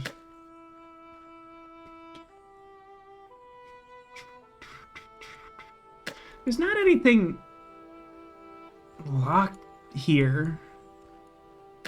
At least not anything I can try to pick. Mostly everything else in my inventory seems like actual garbage. Like letters and a stick and a newspaper.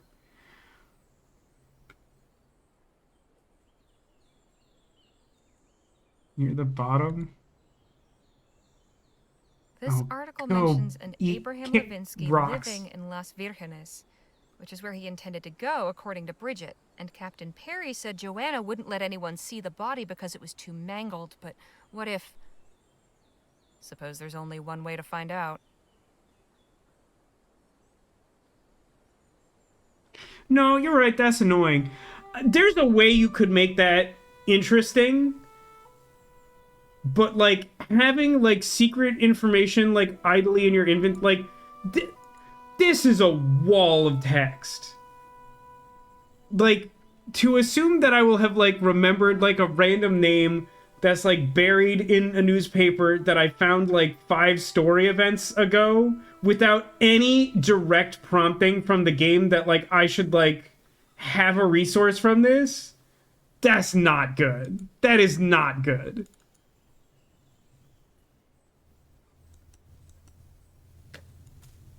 I guess I would talk to the captain first, because he seems like the most reasonable.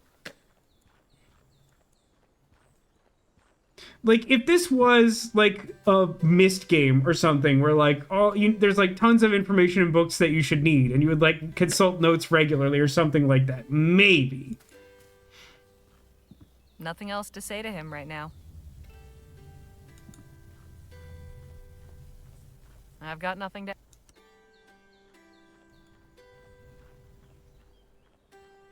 Was I too busy being mad? Did she tell me exactly who she thinks that I should talk to? I've got nothing. All right, I'll try talking to the wife of the guy who, like, killed him or whatever. She's busy.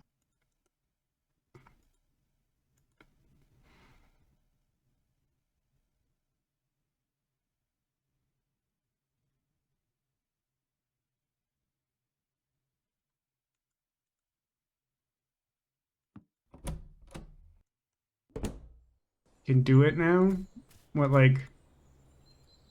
Not now, legit. I don't think I was able to say more. Do I, like, show Jake the newspaper?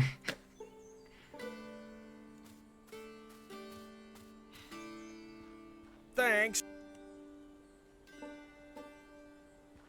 Not oh, like I can try digging up the grave now? Yeah, that's not even a good flag for that, I don't think. That's like a thing that I already wanted to do, and in my mind, nothing has changed that would make that accessible.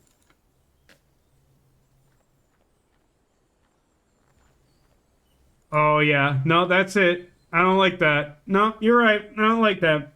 Lola, keep a lookout. I'm gonna search this grave. What? Why on earth? Call it a hunch. Man, I hate y'all. I hate all y'all. Be quick then, and try not to draw any attention. Lord alive.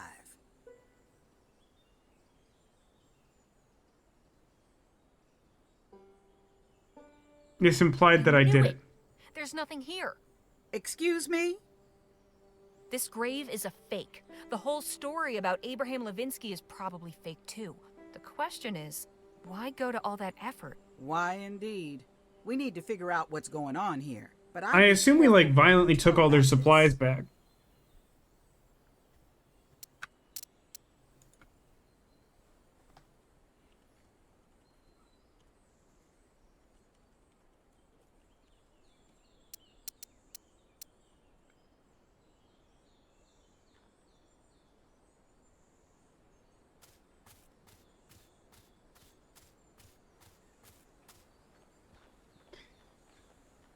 You know, certain games like this can be tough because, like, there is absolutely a part of me that when the game tells me you should be careful who to tell about this, the first thing I want to do is go to the cult leader and tell her about this. And then, like, see if I can, like, achieve some bad end, like, immediately. But, like, is it cheating to do that, you know?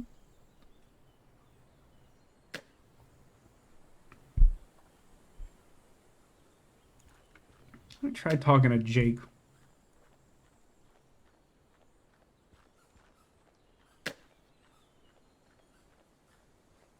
Hello, Jake. Howdy. I still think some... What's got you robbed? There's a fake grave in the graveyard. It supposedly belongs to the leader of a group of deserters, but it's empty. What you mean fake? A memorial? No, a fake. A man's supposed to be buried there, but he's not. Why would someone go to the trouble of making a fake grave? Exactly what I want to know. I admit it's suspicious, but that's not enough to start stirring up the pot. That's all I know right now, This but is I'll tell you if tedious. I learn more. I have no doubt you will. Talk to you later, Jake. Take it easy, Harley. Well, the most sympathetic guy to the dissenters is clearly the old captain. Nothing else to say? Really? I sometimes forget there's still an entire world out there. Really? A video game? Who do you think I should talk to about this?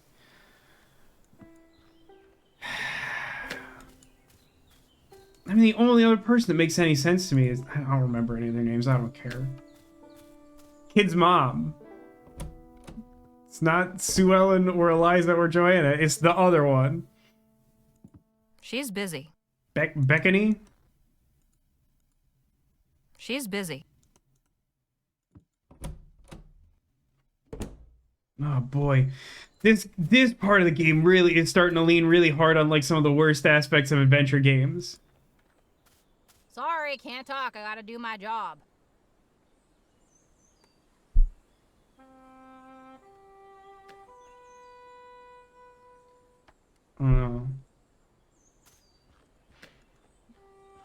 Maybe this is enough suspicion that if I talk to Phil, he'll let me open that one drawer.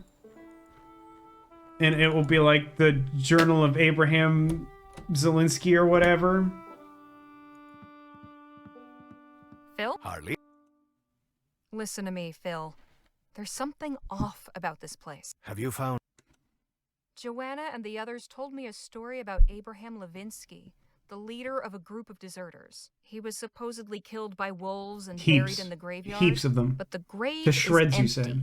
Slow down a moment. You dug up one of the graves? Not so much dug as moved the rocks. Enough to see there was nothing underneath. I see. I suppose you had your reasons. Yeah, I don't care if you don't like me. We've been over no this. Body? That's right. I also have proof that Levinsky is still alive. Look. Very well. I have heard enough.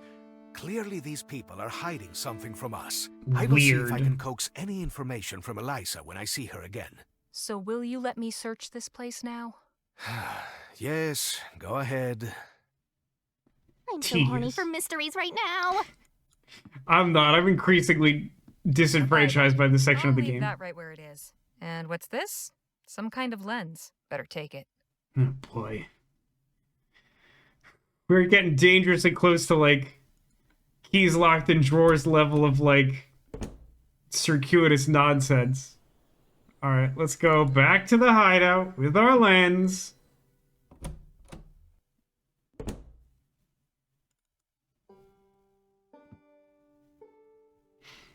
I'm also not in love with, like, again, I can imagine a game where we make a mechanic out of trying to, like, convince, like, characters with their own sense of agency that, like, there needs to be a level of suspicion or whatever, and different people in our party are more or less trusting, and et cetera, et cetera.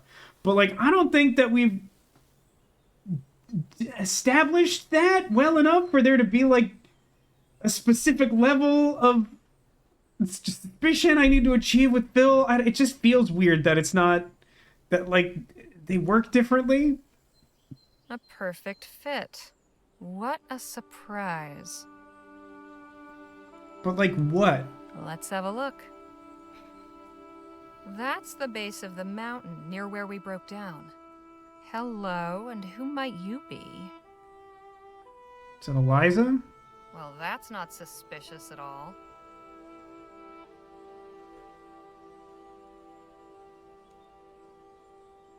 I don't see anyone else down there. An old spyglass.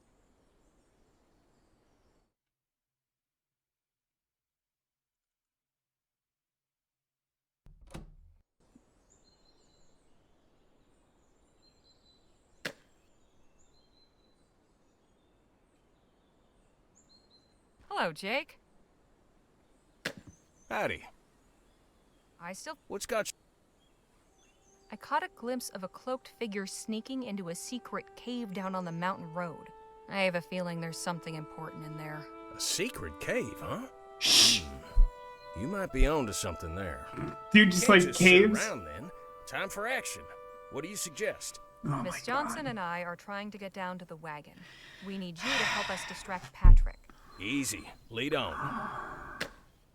Can we talk about how this was literally the first thing we were told to do We today? just need you to get the kid out of the way long enough for us to get down the mountain without Like being the seen. actual Leave first thing we everything were to told me. to do today? Excuse me, son. I was wondering if you had a minute. Sure. What do you need? Just need you to come with me for a second. Captain Perry wants a word. Oh, okay, if it's quick. Sister Joanna won't like it if I leave my post long. Pretty sure she won't like it if you leave the post at all. If we're keeping it real. Now's our chance. Let's go. You know I'm gonna save the second we're out of eyesight. Yeah, they took more wheels off the wagon, fam. No. They're stripping it for parts, guys. What have these people done to my wagon? It's clear they don't They want us will leaving New suffer. Bethel.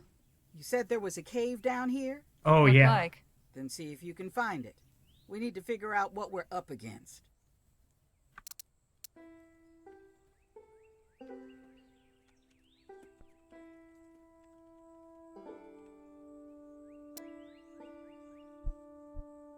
I loved it if it was cinder block. I have concerns. It's Where's in the bad dog? shape. We need to get it fixed or our journey ends here.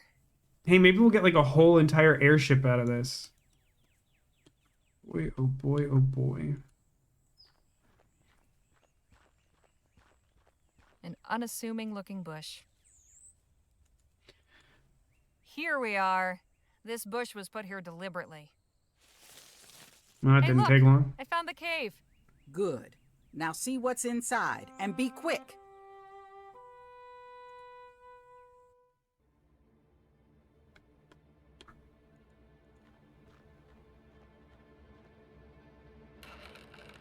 It's stuffed with guns and ammunition. That's not a good sign. Can I take it? No. These look like they were placed here recently. Wait a minute. These are Yeah. our wheels. Obviously there are wheels, genius. It's a hand-drawn map of the area. That's the road, and it's been marked with several X's. This is exactly where we broke down. Yeah, not surprised, genius. It's full of dynamite and wires. Someone has been making explosives. Yeah, like blowing up a bridge or whatever. What's this? Looks like some kind of handbook. A printer's proof copy. A shovel and pickaxe. Perfect for digging potholes in dirt roads.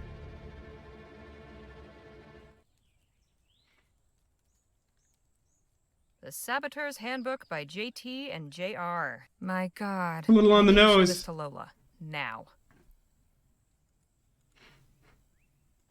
You won't Instructions for believe what I found crime, in the written cave. by guilty. Try me.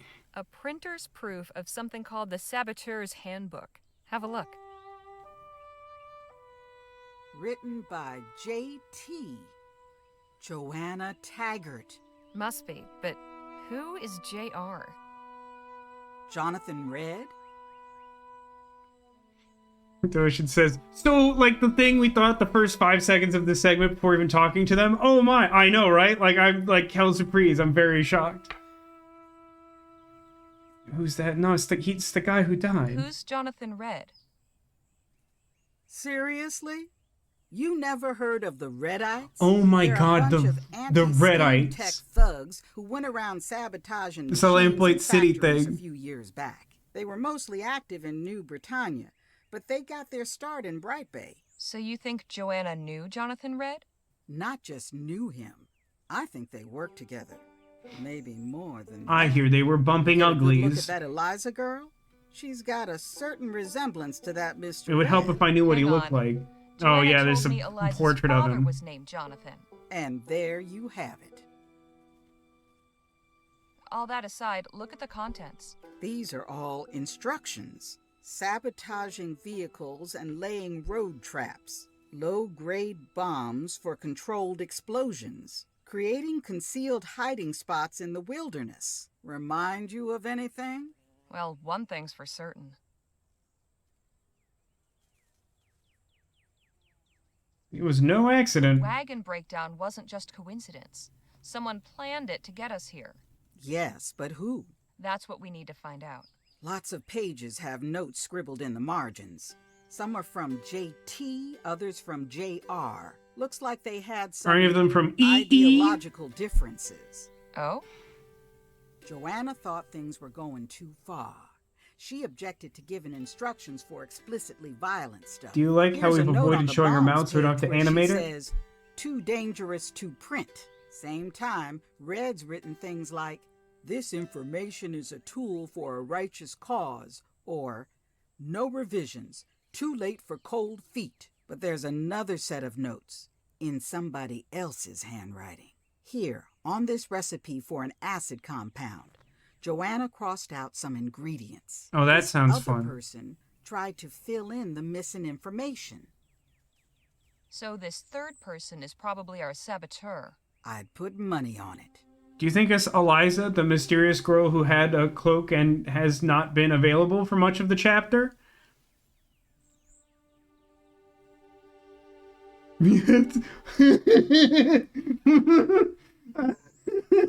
This is such a maddeningly stupid dialogue option. I can't comprehend why on earth your response to that would be like, you know what? We should tell Joanna about this. Oh my god.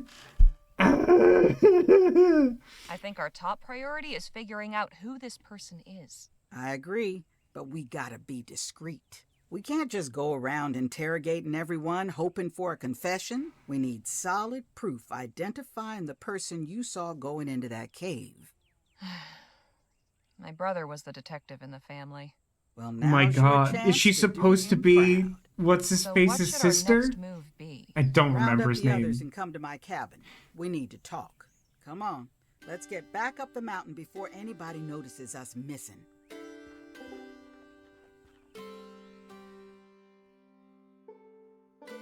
And so this saboteur is the reason we're here. We need to uncover who it is and tell these people. They deserve the truth. Now wait just a minute. This is all very serious for sure. But these folks have a whole way of life they're accustomed Dude, they to. disassembled your car. Why, we're ripping the bottom out of their world. Jake's got a point. They're doing Tear this dangerous community crimes, apart. you I think idiots. Lola's right. Not knowing your true history is no way to live. At the very least, Joanna should know about this. As the community's leader, it falls to her to decide what to do with this information. Oh my god, I'm gonna Be able throw to up. prove who the saboteur is first.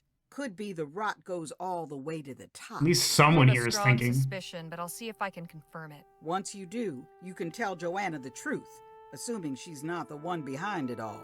Or you could try talking to the saboteur. Maybe get him to lay off without having to upset the whole community. I'll see what I can find out. Hey, real talk. The community hasn't done anything to make me care about disrupting their way of life. Someone has, however, disassembled my car. So, I gotta be honest, they can indeed kick rocks.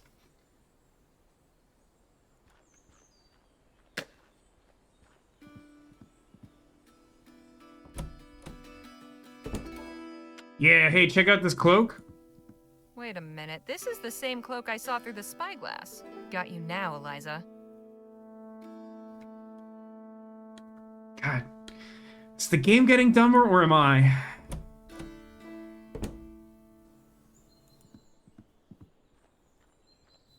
I think Eliza's like someplace I can like talk to her. Oh, there she is.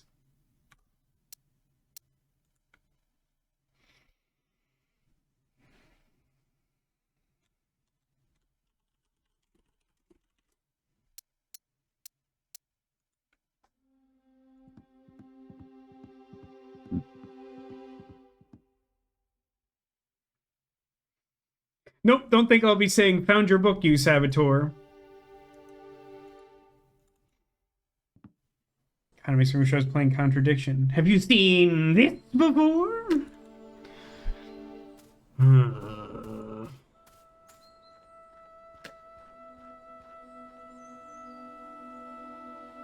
I mean, is there anything to be gained? Do I need more proof than... I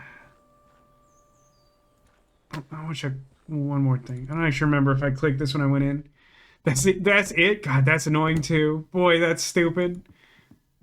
Joanna, Eliza, and her father, Jonathan read.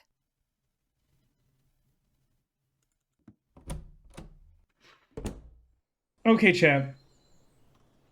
It seems that we've come to a fork in the road. That we are meant... And God, this isn't even like a really interesting moral quandary. It seems as though we're now meant to confront either Joanna or Eliza with the information that Eliza is the saboteur. Allegedly, if we tell Joanna, it'll ruin the community. And if we tell Eliza, I mean, I really just feel like I need Eliza to be held accountable. I don't know. It's kind of gonna open the floor to people's opinion on what we should do here, but like, I feel like we should just blow up her spot from orbit with a massive nuclear-powered laser.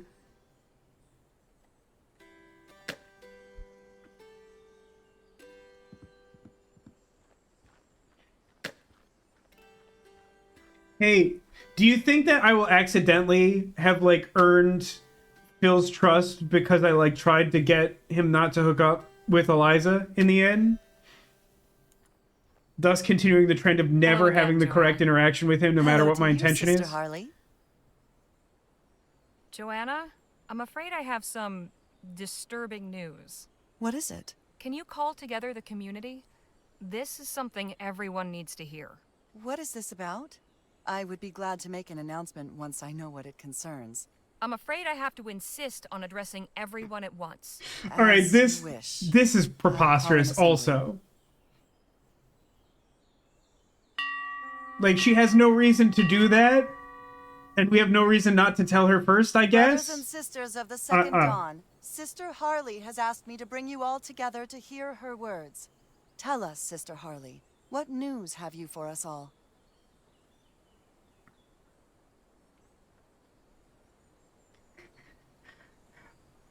I think we all know what the correct option of these three is. We could say, you've all been living a lie. You could say, it wasn't God who brought you all here, which feels needlessly pointed. Or we could say, there's a wolf among you.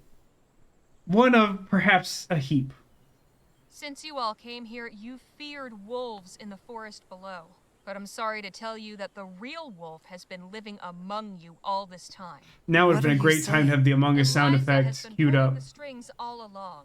She's been manipulating us all. She's been setting traps in the road to capture wagons and bring their passengers into New Bethel.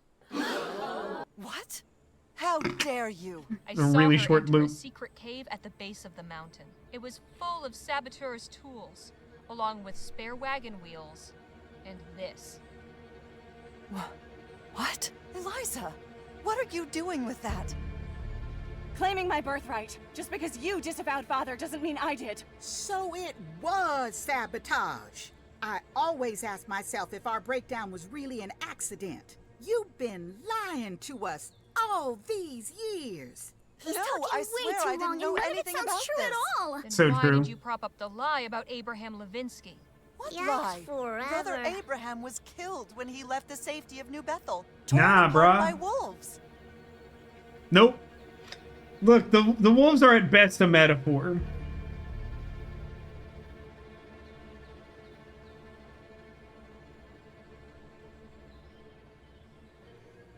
Babe? I don't know if this makes a difference. I feel like the sort of obvious, like, evidence-based thing is to say there's nothing in his grave. But I don't think they'll take kindly to that.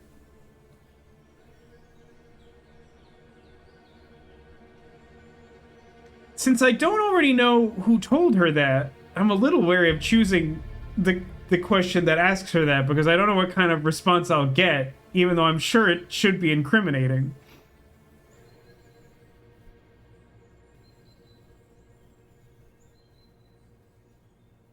I mean, it would have been Jonathan, probably, right? He was the one who went. Who was it that told you this? Why, Brother James. He found their camp after it had been attacked. He returned with Brother Abraham's mangled body and buried it. So you never actually saw Levinsky's body? No, I put my faith in Brother James's word. There was no body, because Levinsky never died. There were no wolves. Now, hang In on. fact, he made it safely to Las Virgenes. Just Yeah, weeks I think ago, I chose the right Mr. option was there. announcing his niece's marriage. It was just a story concocted to Rhubarb! keep you all here. To keep you afraid. He was trying to protect you. He was trying to protect all of us. Brother James was the one who had the idea to bring in new members. He understood that a community can't thrive without them. James was a saint. He loved this community. And you, Sister Johanna. There's nothing he wouldn't have done for you all. I think that is becoming very clear. Eliza, I don't understand. Why would you do this? The outside world is a horrible place, Mother. You should know this better than anyone. Look at what we've built here. How we've grown and flourished. We had to keep that safe. That's why you had to make sure no one ever left the mountain. I never wanted to hurt anyone. I only wanted people to share in our joy. But you did it without asking us if we wanted a part of it. A community without trust ain't no community worth living in. Amen to that. Joanna, my love. It's true, she's not wrong about the outside world, but she's still doing, like, violent crimes and I never said stuff. anything because after a while it didn't seem to matter. But after the crash, I examined the boiler. Yeah, and, sabotage. Knew it. Clearly been sabotaged. What? We were headed for disaster. I saw it in my vision. You mean Man, this lady saw that we sucks. were going to crash? That This is definitely the someone was correct going to choice. sabotage the ship? No, Mother, you don't understand. I saw the sun setting in the west and the sea became red with blood. We were Dude. going to make it to the coast, but the land was already tainted, cursed. It was the mountain that was our true home. A citadel of holy peace. I just had to make sure we ended up here. So, you brought Yeah, the no room airship for error down. in Eliza, visions, you right, could have Cotillion? killed us all. But I didn't. I gave us a new life, a better life. I made sure we crashed extremely gently Come and on, carefully. Jerome. We're leaving this rock. Anybody who wants to come with us is welcome. What? You can't just leave. Where will you go? Literally Anywhere but anywhere. here. Yeah. You won't last 2 minutes out there. Silence, Eliza, until further notice. But I said silence. Silence. Return to your quarters immediately. Wait for me to come find you. Please, Sister Sue Ellen, don't be so hasty. It breaks my heart to hear what my baby has done, but now Dude, that it I know sucks the here. truth, Get there's bent. no reason we can't start over. We can continue to live here without the fear of the unknown below. That ain't gonna work. Hey, do you like that bald guy they invented Not over now. there? We're way past that. Is that supposed to be the guy who was chopping wood? I feel like I would have remembered that.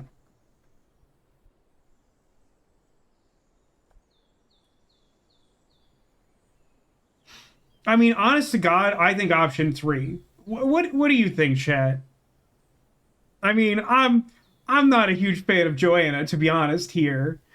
But like, I don't know that I like have a vested, like, I don't know. I feel like everyone's probably better off if they leave, but like, they can do their own thing. I don't care.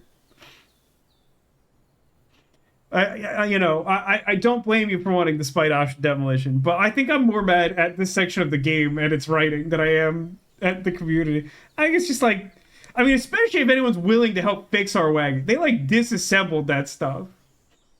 Whatever you all decide is your own business. We just want our wagon fixed so we can be on our way.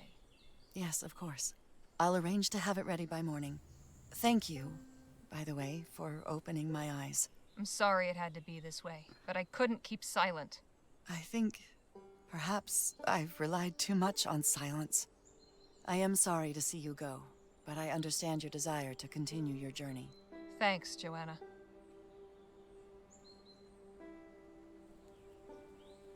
I'm sad to see you go, but I love to watch you leave. Better now it's over. Dude, it Hopefully sucked. I they'll put a hated it stop here. to Eliza's tricks. I had my suspicions about her. Oh, get bent in Didn't let half. them hold you back. Come on, we've lost enough time here.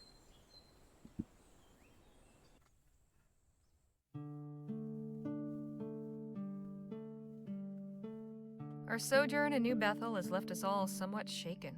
Did it? Thankfully, we have only to cross Hellfire Pass today. And from there, it's a straight shot down into El Presidio.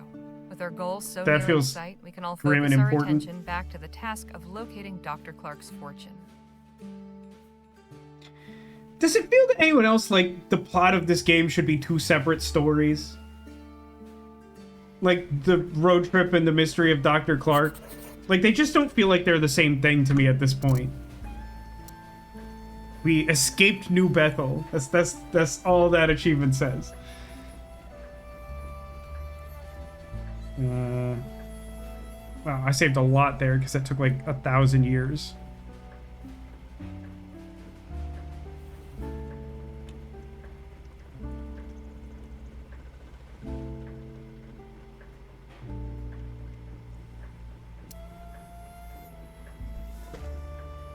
I want to talk to Nadine because I'm interested in her perspective on that after sort of relating it to her own experience not knowing her past. Hey, Nadine. Hello, Harley. How have you been liking our journey so far? Nice change of scene for you? I feel as though I've seen and done more in the past few days than I have in my whole life. It's a good thing we got away from New Bethel. For a while, I wasn't sure we ever would. It's really a shame. It seemed like such a promising place. To think I was seriously considering staying there. Did it, or was it like insanely suspicious immediately? I'm glad you exposed the truth. A life of deceit is not worth living. Cool story. I want to embarrass Phil a little bit, even though I should probably talk to Jake. I'm sorry things with Eliza didn't work out for you. I thought I glimpsed in her a kindred spirit. A zeal for community. A sense of care for her fellow man. It was a crime. It seems that the fire in her eyes was... It was crime. Something else. It was crime fire. We'll talk more later. You'll get caught up in the crime fire. Crime fire! Something wrong? Some fellers on horseback are blocking the pass up ahead. I'll have a look.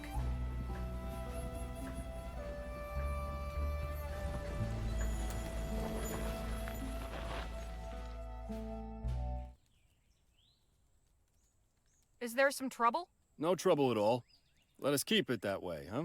I'm Agent Carson of the Blackburn Investigation Bureau. I'd like to ask you a few questions. What's this about? I will explain everything. First, I must ask that you and everyone inside the wagon kindly step outside. Come out quickly, please. No fuss. I feel like Phil's gonna be a problem. You think I'm wrong? I appreciate your cooperation. I will be brief. How can we be of service? As I told your driver, this won't take long. I have a few questions. First off, where are you folks headed? Is that important? Don't make this difficult, ma'am. Just answer the question. We're bound for El Presidio. I see. For what purpose? We've got some business there. Just looking to conduct some business. Where did you set out from? Becky. East of here. I can see as much by your direction of travel. Where, specifically? Yeah, this is sus. From Rosewater. I see. You've had a long journey. You must have encountered quite a number of people on your trip, yes? Is this a quiz? Why do you ask? We're looking for some folks, and I wonder if you might have seen I them. think we have our guns back. I don't know. Easy now, pup. No need for all that. Control your animal, would you? Are you looking Tell for us him? who you're looking for. Gladly. Shh, Lisa Lou. There's a good girl. We are tracking a couple of men. They must be dangerous fellers if you Blackburns were called in. Quite. These men are ruthless bandits who raided an army supply wagon. The attack happened near Rosewater, and as it happens, you folks are coming from there. So naturally, I must ask if you know anything about the incident.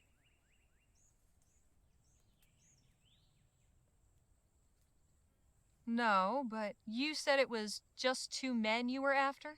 They are the ones we believe responsible. Boy, they And should they're have recorded that accomplices. at a separate time, See, huh? A trapper family reported they camped a few days ago with some folks fitting our description. They said they were traveling in a wagon, much like this one, bound for El Presidio. And what is the description of these men? One's a tall white man with brown hair and a well-trimmed mustache. The other's a short, swarthy New Spanish fellow with a beard. Look, I don't know what to tell you, gents. Oh, I believe you do, Mr. Ackerman. In fact, I would be very interested in hearing your account. That goes for Mr. Marquez and the rest of your party as well. You can leave Miss Johnson out of this. She doesn't know anything. Now, why on earth would you say that? Ourselves. That's an insane Will thing you to quiet say. That mongrel? Lisa, shh, girl. Now, if you'll all kindly step away from the wagon, hands where I can see them. We will start our questioning with Mr. Ackerman. And then what? Jail? No, Mr. Marquez. Do you take us for the provincial sheriff? Besides, the jails are much too crowded with lowlifes these days, don't you think? Country's full of vagrants and foreigners. What a cool guy. You really stepped in it when you decided to pick off that wagon. Truly you did. Did you know who you were messing with, I wonder? You'll tell us all about it, and then we will see that you don't tell anyone else. Quicker we do this, the better for all of us. Believe me. Does anyone want to tell me what's wrong with this scene? Williams, take care of it, would you? Oh my god. Take cover.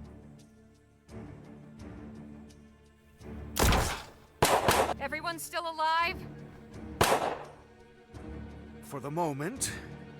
Anybody seen Jake and Nadine? I can go look for them. Not until we do something about these Blackburns. Please don't make me shoot. We robbed an army wagon, sure. But why call in the Blackburns? If the Obviously army some wants kind of us, why not conspiracy. send soldiers? Good question. Maybe we can ponder that later if we're not dead.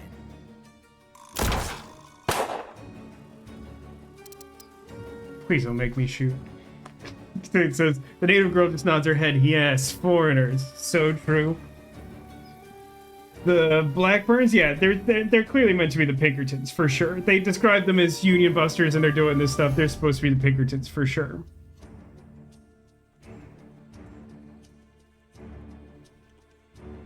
I really thought they were going to shoot that dog, which would have been insane. But also, like,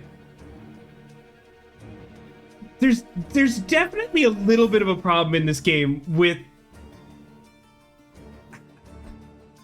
Here's the thing. Here's the thing. To a certain extent, I'm fine with, like, a false sense of agency in a game like this, where it's just like, really, at the end of the day, it's telling a linear story, and they want you to have dialogue choices to spice it up, but it doesn't really matter. Like, that's not necessarily, like, a deal breaker or a huge problem or whatever. But, like, this game has, like, clear, you know, it has, like, these timed sections, and there's, like, choices you make that have, like, really profound consequences. And then, like, you get to this scene where it's like, I don't want to tell these incredibly suspicious people who don't want to tell me what they're up to, who, like, insist on stopping our wagon for no authority that I recognize, like, anything. And if I try to, like, say nothing or provide as little information as possible, then Miss Johnson just comes out and, like, tells them exactly the answer they want so that the story goes the way they want. Like, why am I here? Why is that not a cutscene? Like, why is it not a cutscene? Like, it's weird. It feels like it exists as, like, a gotcha trap, just so that, like, if you happen to be forthright with these people, then you feel bad. Which I think I would argue is even worse than, like, false agency. Is, like, the false sense that you screwed up. Like, it's really stupid. I mean, it honestly, Delusion says, like, after New Bethel, like, maybe our people are dumb as rocks. Like, we're definitely gathering some evidence that, like, our people are, like, crazy and it is actually really frustrating from a story standpoint. Like, I've now mentioned a couple of times that, like, I feel like this game has been really heavy-handed with a subtextual message that, like, no one should be trusted. That you just should never trust anyone. Everyone is shady. Which is fine. That's, like, a way to paint a world, even if it's your own fictional alternate history world. But after we've been through several instances where that's true, somehow our gang has gotten, like, more trusting of people? Like, why? Like, why are we not more suspicious of people?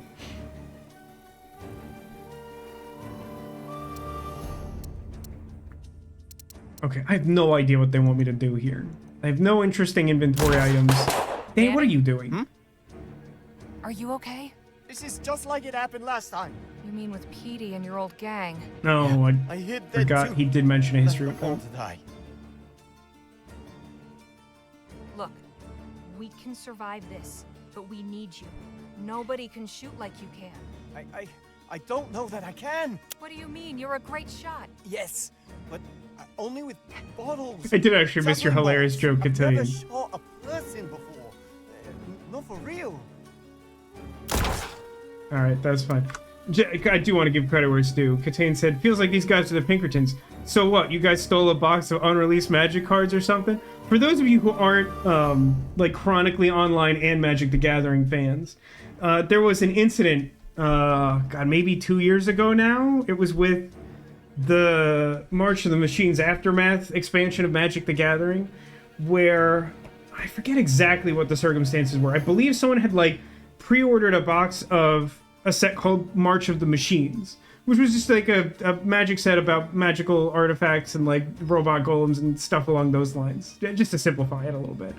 And then like they were doing a weird thing with this set where like they had like a direct sequel expansion that was like a really small set of cards that like in theory it would be really easy to spoil the whole set because it was only like I think less than 50 unique cards in this set. But, like, there was some kind of clerical error on the part of the company that releases the cards.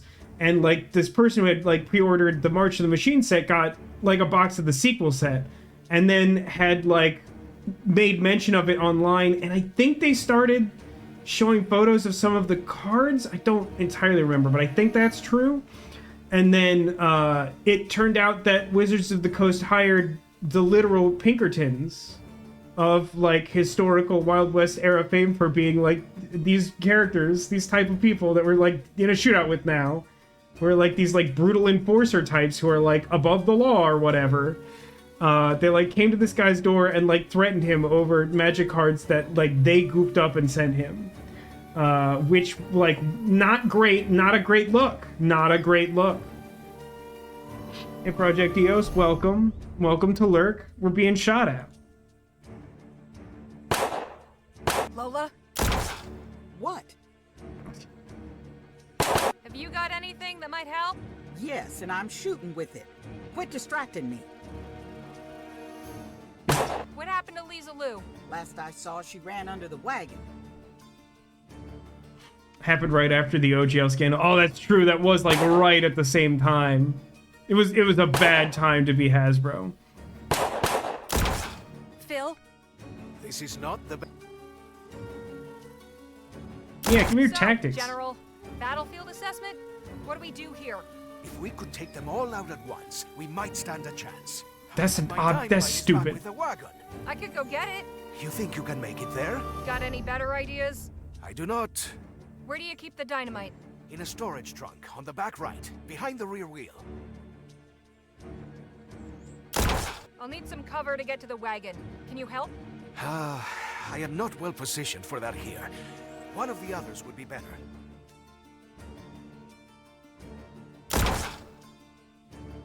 Lola?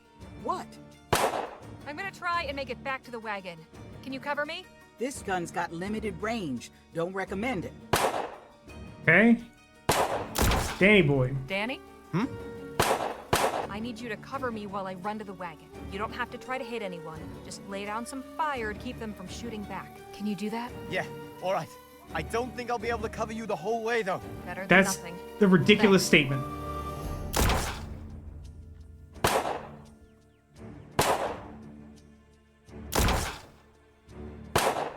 Where's my hitbox for leaving?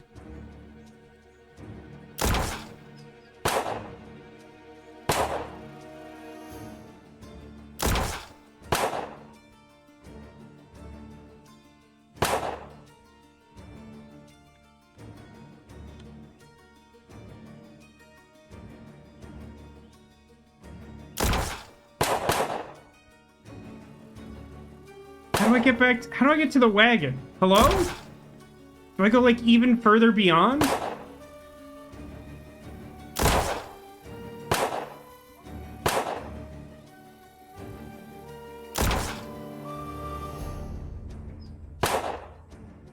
If only it were that easy.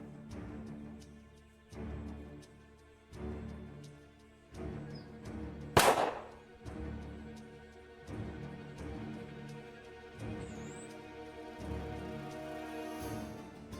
patch of dry dirt on the forest floor. I get the impression that the covering fire would only get me to this screen anyway. Oh, I see. I see what it wants. Because he said he couldn't cover me the whole way. Thanks for the cover, Danny.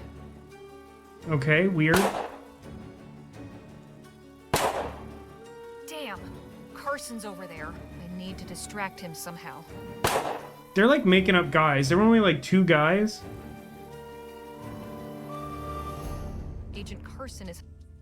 These woods are loud. How do I know that guy's name? Agents. Another good spot to hide. Oh my. A patch of dry... Show me your lockpicks. Yeah, I think that, yeah. Does a person have, like, locks I could pick? This is 18 level of gunfire. Is that above or below stormtroopers from Star Wars? God, it just sucks here, man. Maybe I can, like, read them a newspaper entry. Damn! I need to just... It, like... I feel like at worst this should be like a timing section where like I should be able to like run to the tree and if I like blow it I get shot. Can I light the ground on fire? I mean like with what though? Throw a doubloon at him? I don't know, maybe. You think this guy likes tea?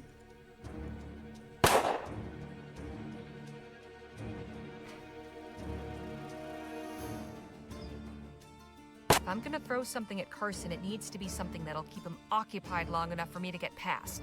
Yeah, tea. It's tea time. It's time for a tea break. That's what I'm getting at.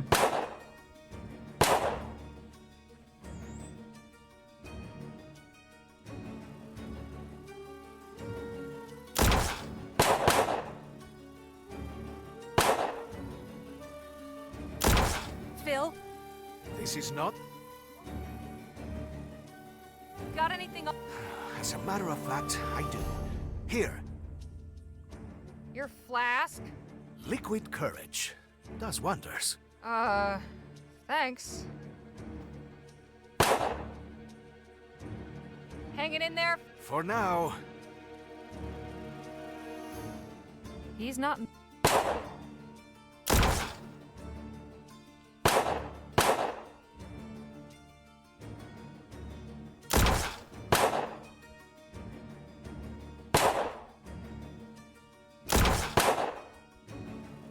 All the shootout stuff in this game is kind of half-baked.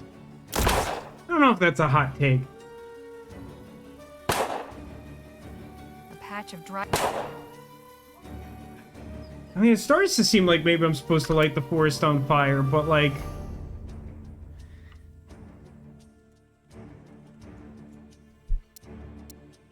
I've got a lot of stuff on me. Use flask gun self, use flask gun self, use flask gun self, run past enemy ignoring pain of multiple gunshot wounds. Honestly, I've seen worse ideas. I mean, I can even sip it, which is probably meant to be comedic.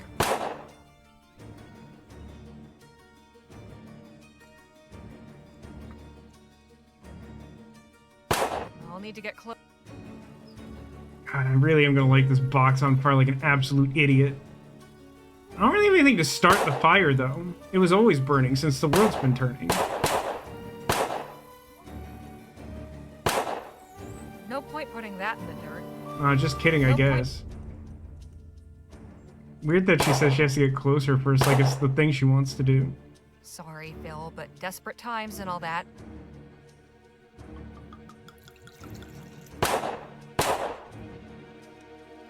Hey, gang? What?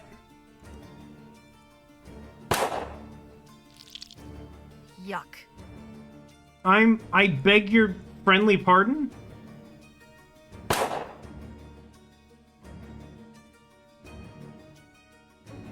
All right, Harley. If ever there was a time to make your aim count, this is it. Hey, Carson! Got him. He ran farther into the woods. Did he? I should be clear to get closer to the wagon now. It's implied that he ceased to exist. Not far to the wagon now. Hey, Nadine. Nadine, are you okay? Yes, I'm unhurt. What about you and the others? It was heavily implied that he ran away. I think he's up near the front of the wagon. We need to do something about these men. Working on it. You think? Thanks, Nadine. Really appreciate your professional opinion. Well, I got a stick now, so obviously I'm unstoppable. So here's my current thought. I have a stick. I'm gonna throw it to Agent Carson, and then a heap of wolves will appear from nowhere to play fetch. You understand?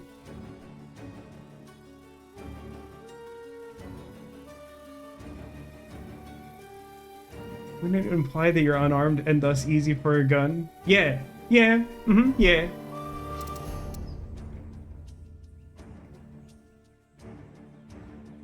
This is kind of, in my opinion, the way this is laid out is like as bad as... That's where Phil said the dynamite was. Like stealth sections. The thing I tend to dislike, I keep pausing here because I have no idea if they're just suddenly going to decide I've taken too long to do this or whatever. In like stealth sections in video games, which I tend not to like stealth games, like one of the frustrating things is just like not having a sense of what the parameters of like when you will be detected, what is a safe place to go to. And I feel like that's kind of what we're doing here. It's like, I don't know what the path back to the wagon is because they didn't show me going all the way to wherever we were. Honestly, it's truly bizarre that we ran so far away from the wagon in this random direction with no plan. I don't know what that was about. It seems like we would have been better off just like drawing our guns on them and just like killing all of them. I guess it's implied there were like 5 of them, maybe? I don't know. But like, I don't know what like I'm supposed to be doing here. Like, that's where the dynamite is, so can I like go to there? Agent Carson's still out there. He's cleaned the mud off his face and looks extra angry. Hey, he angry. Yes? I do need some dynamite from that trunk. Do you think she has a solution to that, Harley? Phil's had an idea to get rid of the blackbirds. He needs some dynamite from that trunk behind the rear wheel.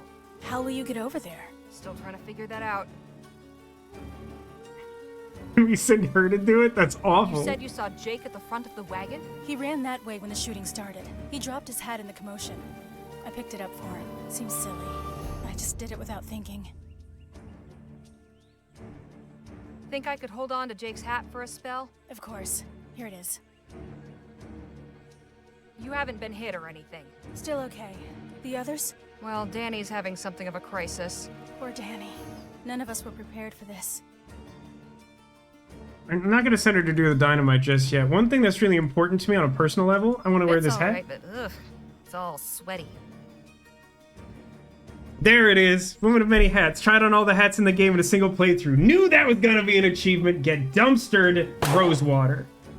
Okay. Combine hat and stick. I hope this works as a decoy. Extremely stupid. Very cartoon clown action.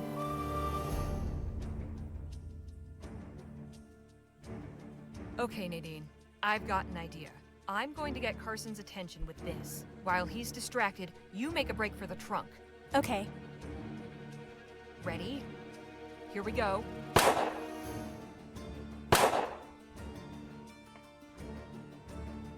I like how not convincing that looked from our angle. Now toss me a stick of dynamite, would you? What, you never saw Lost? Thanks. Sit tight and keep your head low. I'll get this back to Phil. All right. Good luck, Harley. I'll just stay here with the rest of the dynamite. Oh good, it's implied that I got back to where I started. Do you like how I actually figured out that clown surgery? I don't know, sure. Shootout. I feel like we're doing alright.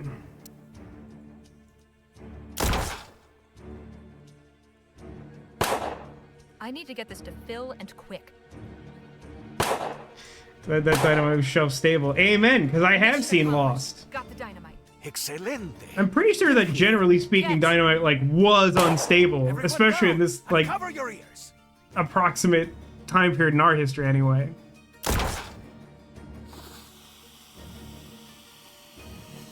Dynamite, run! Anda, that has taken care of them. Do you like his absolute Gracias. moronic assertion about tactics? Where he's like, if All we the just ones could I eliminate all of them at once, we'd win the battle. You're the last one standing. Give yourself up while you got the chance. All right, damn you. I know when I'm beat. Come on, let's find Nadine and Jake.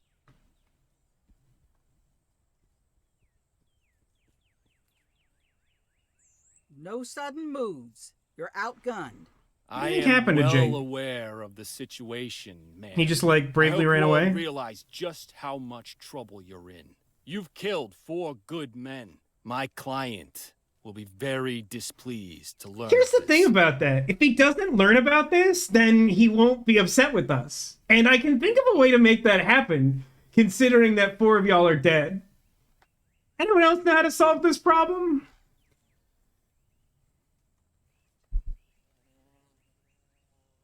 You're not in any position to be making a report. I'm not an idiot. I've already informed my client of your identities. If How, I'm not you're a heard from, wizard? they'll know exactly who to blame. Enough, Leger. We need to end this. Yes, make an example of him. Send a message to his client. We don't have to kill him. The Blackburns aren't well liked in El Presidio. We could turn them into the police there. Whoever sent them, it wasn't lawful. They tried to murder us. Do what you like. It won't make a lick of difference. Keen says, so we dumped stuff on the ground for seemingly no reason. It does appear that way, but in reality, we had to dump some kind of liquid on some dirt to turn it into mud, to throw it in his face, to get him to run away so that we could progress slightly closer to the wagon. Like, I could definitely understand, like, not clocking that, because it's kind of ridiculous, but that was the idea behind it.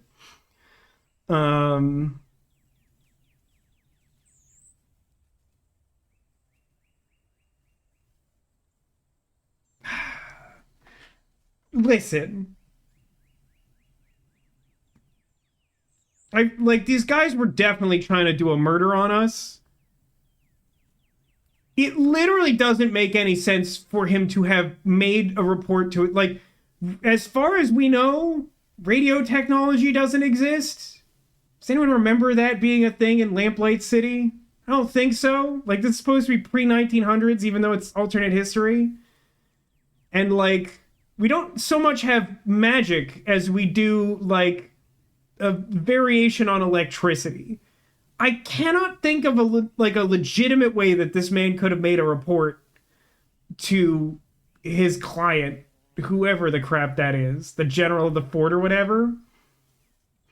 If it did, the airship would have it. I agree, although the airship was gently crashed into the plateau, so, like, I don't know, maybe they just hit it someplace like the telescope.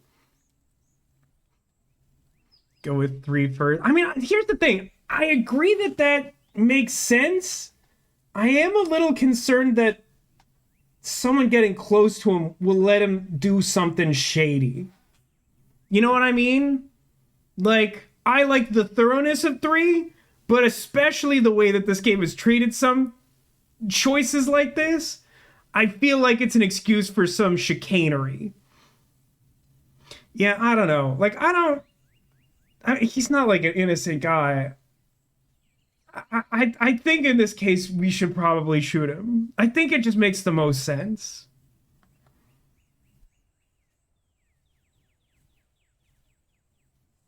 What did Nadine... I'm curious. Like, Nadine's one of the only people who's, like, opinion I, like, care about at all in our party. Like, everyone else is kind of ridiculous. Does anyone remember what she said when we got set up for this? I assume she doesn't want to kill him. That's not really going to change my situation. I'm just curious if anyone remembers what her stance had been. We have no choice. Shoot him, Lola. One last thing before you do. Live from New York, it's Saturday night. Here's the problem with this. Shoot him already.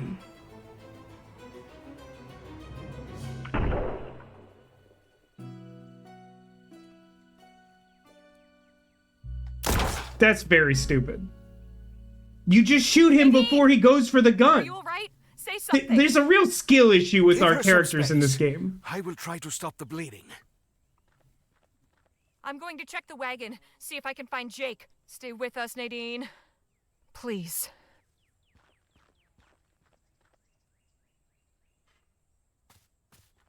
Like, I legitimately think that we have every reason to think that trying to disarm him first is equally, if not more so, dangerous. But we made it out all right. Everyone is... Honestly, it may be the case that no matter what you do, he just shoots first. I agree. Like, I'm inclined to save Scum, but I kind of just want to see... Like, listen. I'm pretty sure the story beat here is that Jake has a lot of bravado, but, like, isn't good in a life-threatening situation. I'm fine with that. I'm not trying to press that button. Whatever. No, everyone's not all right. Nadine's been shot. Oh. Damn. Yeah. Well, she's a strong one. And brimming with all that medical know-how, she'll pull through for sure. Is everything all right with you? With me? Sure. Only fired up a little is all. You know, I always did appreciate your concern for my well-being. Mighty good of you. Finger gun. What have you got in that bag? Oh, this? Nothing, just some supplies. Supplies? For what? Well, my closet. You can never be my too supply prepared, closet. You know? You understand. Are you running away? What? Preposterous. Gentleman Jake does not run away. No, he bravely runs away. You doing? It's tactical cowardice. I'm acting in accordance with my true nature. I'm a coward, Harley. What? Don't make me say it again. So you are running away. That is about the long and the short. You know what? Why? This is a great time for this, don't you think? Now just let me tuck my tail under and go, would you? Do we need to drag this out?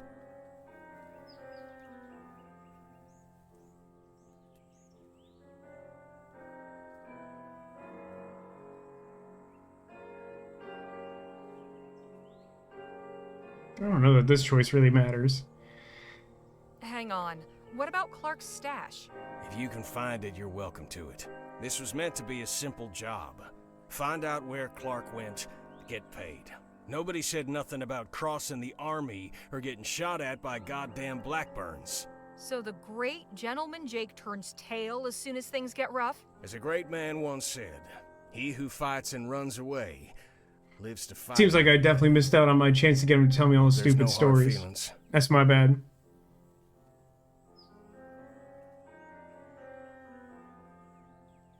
You can't just up and leave. Not after all we've been through. I was never much for sentimentality, Miss Leger. Besides, I'm sure you're relieved to see the back of me. What about You're not Danny? caked up enough You're for gonna that. walk away and leave him behind like this? The kid deserves a better life than following an old fool like me around. A chance to bolster his confidence and make something of himself. Hell, just knowing you folks these past few days has given him that much. Well, I'd best be off. Good luck getting to El Presidio.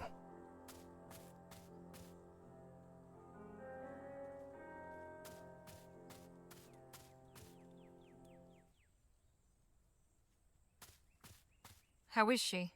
Hanging on, but barely. Nadine?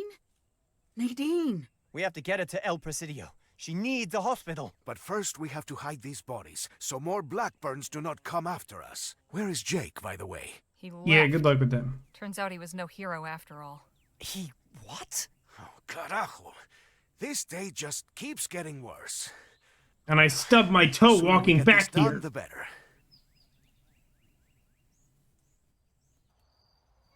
Nadine. We almost lost Nadine. She's still fighting for her life, but we're going to get her help.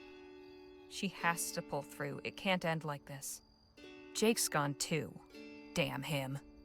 Anyway, we finally Thanks made for it. stopping by, El Keen. Presidio. Enjoy the cliffhanger. Of course, you can always watch the We were VOD supposed later. to pick up Dr. Clark's trail here at the Jolly Good Club, but I'm not sure what good that will do us now. Those of us who are left. Everything's changed. There she is, El Presidio. It's grown since I was last here. Cities have a habit of doing that. Shouldn't be too tough to find our way around. We just need to find a safe place to park the wagon. Oh no, this is the end of the line for me. What? I'm getting Nadine to the hospital. That's as far as I go. Our business is concluded. But I thought... No hard feelings, Leger. The journey's been interesting, for sure. Good luck finding that fortune of yours. What next? Suppose we should find a place to stay. We'll need to plan... Good evening. I'm terribly sorry to interrupt, but are you Miss Harley Leger? Who's this ridiculous goon? Say, you look familiar. I've seen you before. That is entirely possible, Miss Is this Dr. Leger. Clark? I do believe we were in Rosewater at the same time. My name is Timothy King. I've been sent to welcome you to our fair city. Thanks? Wait a My minute. employer is quite keen to meet you and your associates. Wouldn't that make There's a this the carriageway guy that to got take us out to of the offices of the wagon when we Vespucci first got Petrol? there? Please, follow me if you would.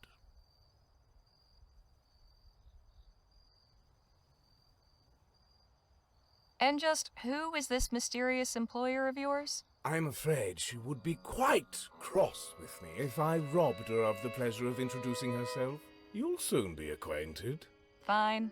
Let's go then. Real cool agency we've got going on here.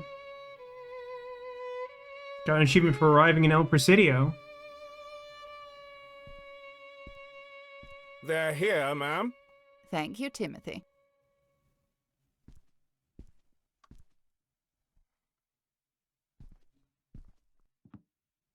Miss Leger, please come in. Some of these really oddly unoptimized cutscenes. Welcome to El Presidio. I hope your journey here wasn't too unpleasant.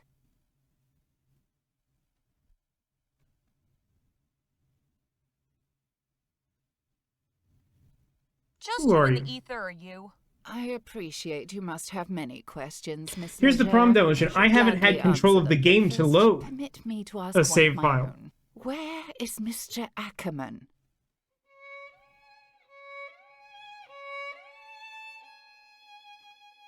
Yeah, WoW is right. Yeah, we've really lost our sense of agency. We are on the rails.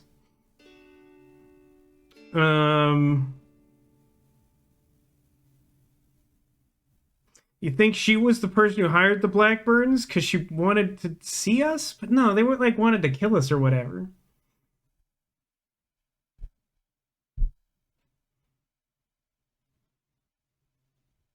I haven't a clue. We were attacked by the Blackburns and he turned tail and ran. I see. Pity for him. This is a blatant breach of contract. Beg pardon? My name is D.W. Shaw. I am the owner and operator of Vespucci Petrol. Last week, I met with Mr. Ackerman in Rosewater to discuss a business proposition. I engaged his services to track down Dr. Bennett Clark and bring him to me. A few days ago, I received a letter informing me he was on his way here along with the team he had assembled. He seemed confident you had found a significant lead as to Clark's whereabouts. But now, you tell me he has abandoned your group and the assignment. This puts me in a rather awkward position. But perhaps all Downward-facing is not dog? lost. You've come this far. I see no reason why you can't finish what Mr. Ackerman started. Our friend is dying.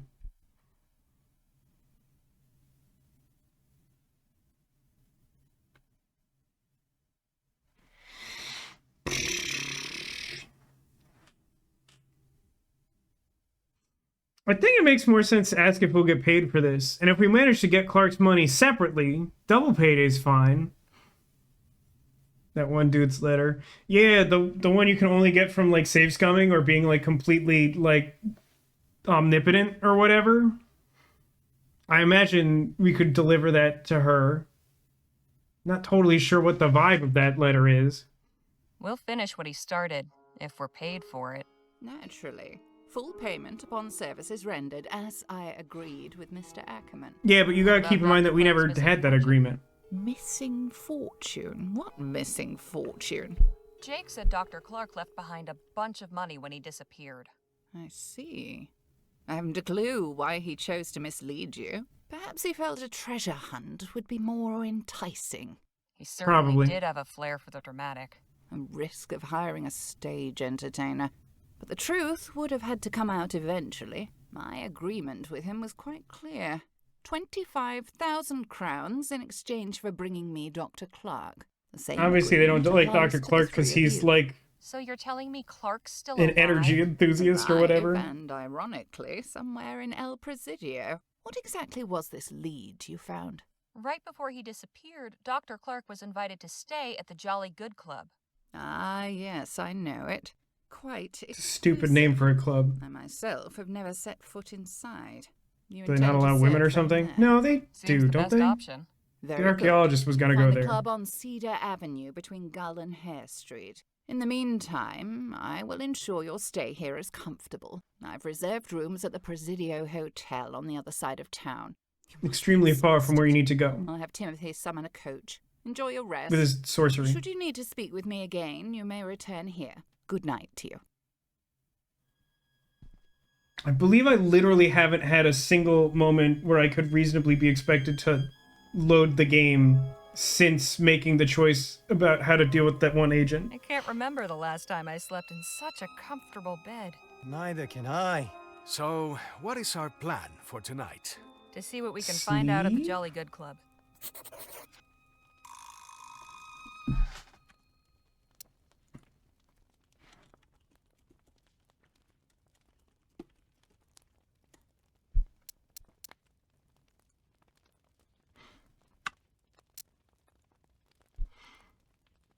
I think my shootout save was like right before the dynamite, wasn't it? That's like about as close as you can get.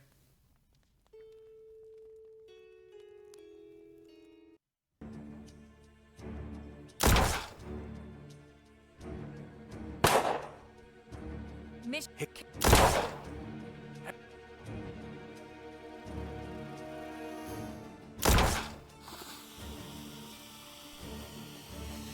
I'm pretty sure that we'll try the disarm option here, mainly out of curiosity. But I remain convinced at this point that he will just shoot her because the game just wants Nadine injured, and that's how the plot happens. Which is a real bummer, because like that type of thing, those types of choices make for like really interesting branching gameplay in a story like this. You're not. If I'm Enough, Lish. We don't have the black. Whoever sent them. Before doing anything, we need to disarm him. one last thing before you do. Yeah, doesn't matter. Irrelevant. Garbage. Dog water.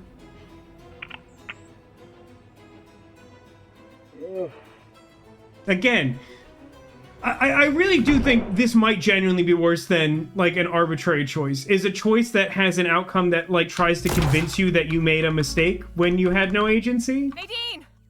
Are you alright? God, none of this even counts as a skippable cutscene. I'd have to like Control Alt Delete, like kill the program and then boot it up again.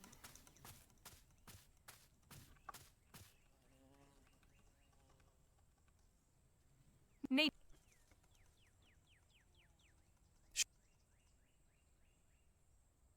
Things where? What? Yeah, if and when I get control again, I'm just gonna reload the same save. I think it was worth checking that, but I did know that the downside of that is that like this would not be skippable and I wouldn't have the ability to load. No, I swear to Christ, if you're not out of my sight by the count of 10, I'm putting you in the ground. Figured Oh, she's very mad.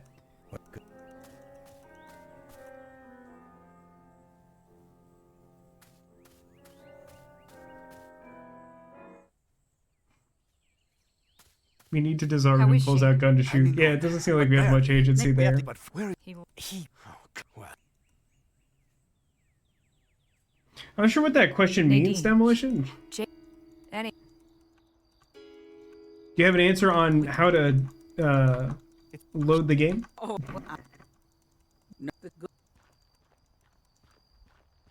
what next? How it works What do you mechanically. God, is it another thing like the cellar? Just give me a yes or no on if it works like the cellar. That's all I really want to know. Depends. My name? Please. Good, it's like the cellar, so I hate it. Great, okay. What do I think that would mean? So, if you happen to miss the last one, we had like a side story with Phil, where we did everything in our power to make a reasonable, compelling argument for him to like not murder his old friend in cold blood after he considered him to be a traitor to their cause by fleeing from a dangerous situation, which was more or less the same thing that Phil had done himself in order to survive. And it turns out, at least the way the game paints it, is like if we had like been a better friend to Phil, then he would have listened to us, but because we hadn't accomplished that task, it just seems like there was no way he ever would have been willing to listen to us. So in this case,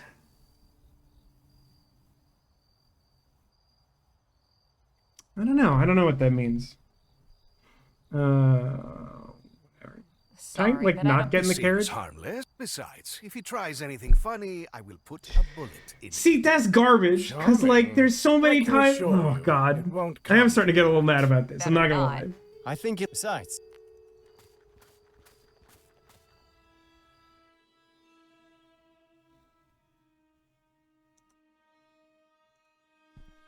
There's certainly a lot to like in this game, but the further we get in it, the more problematic it is because it presents itself as something it's not. And at first I was kind of okay with it because I thought it was just it wanted to tell the story in a different way than I was expecting. But like now I'm starting to get the sense that like it really wants you to think that it's some kind of like your choices matter open narrative game when it's like really not. The funny thing is like there's a couple places where it seems like that's true, but it's like always to your detriment. Like basically you can make choices that make the game like worse for yourself, but like you can never do anything that seems to make things better. And like I know of a very slim number of games that try to do a thing like that, and like they kind of succeed, but like I'm not generally a fan of that. Oh, the one who you have the most score with gets shot? Wow, that sucks! That sucks big time! That suck large egg long time! So like whatever character you're like most interested in saving, they kill off for the sake of like trying to have you most invested in it? But like that's so frustrating. I mean like that leads me to assume that like it doesn't matter like what characters I have with me for the entire rest of the game. I should really just like get back to where we started. Well,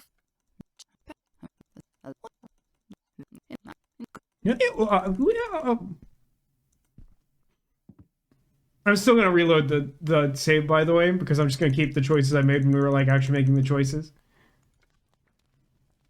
I can't remember. I really don't know what's with those busted cutscenes. What is our plan? God, this actually counts as one too. There's like some scenes where the game just like gets real mad. What is this game?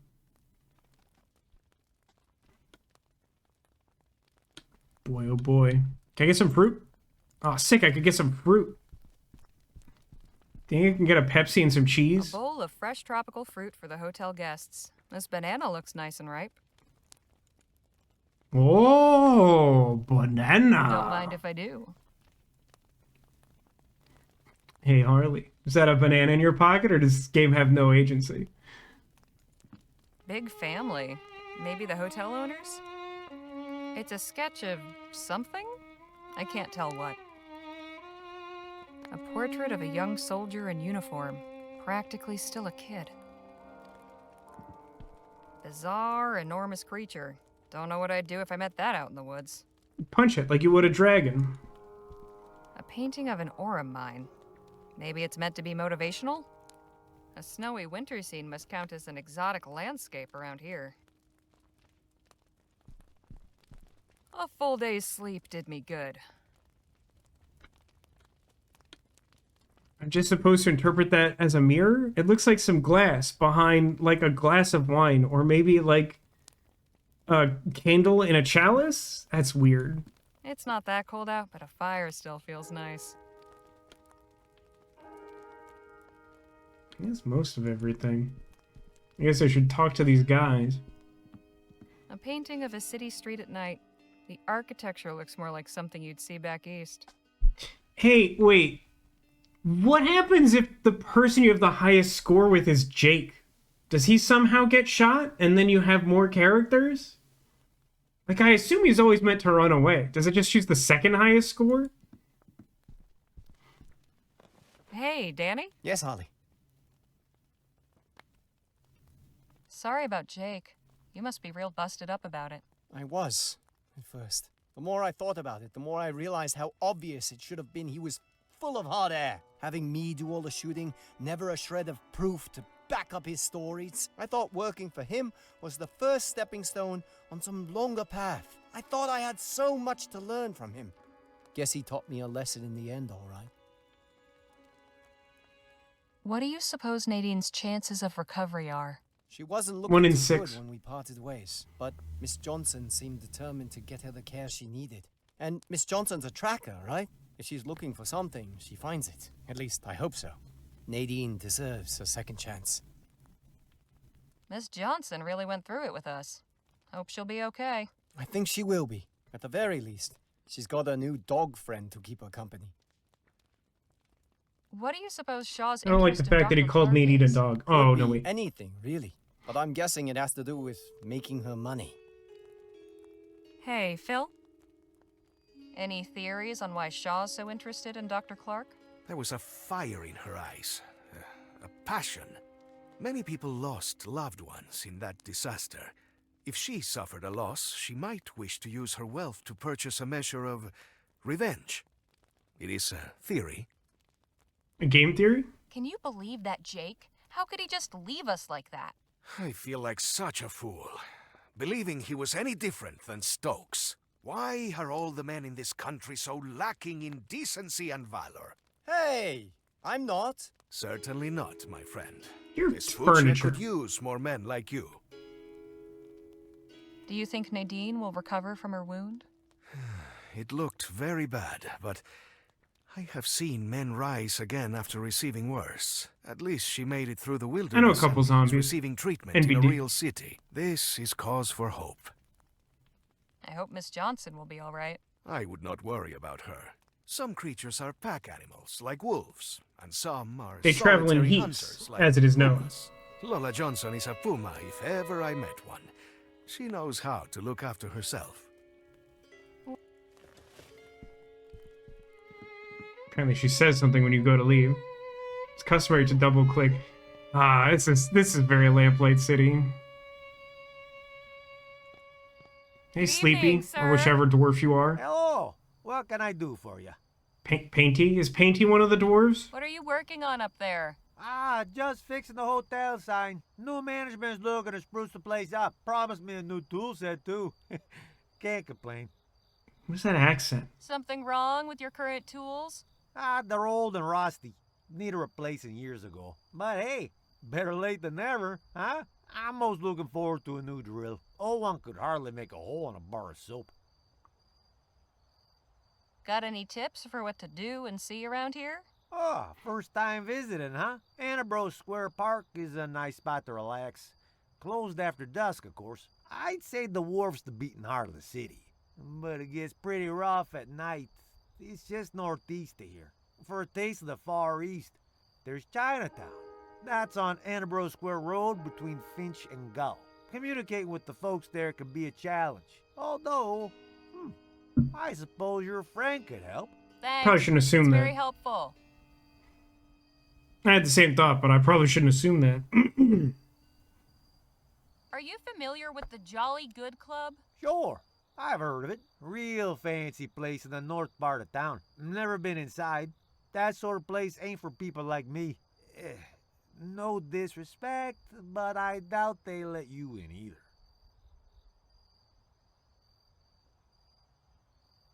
Have you heard of Dr. Bennett Clark? Can't say I have.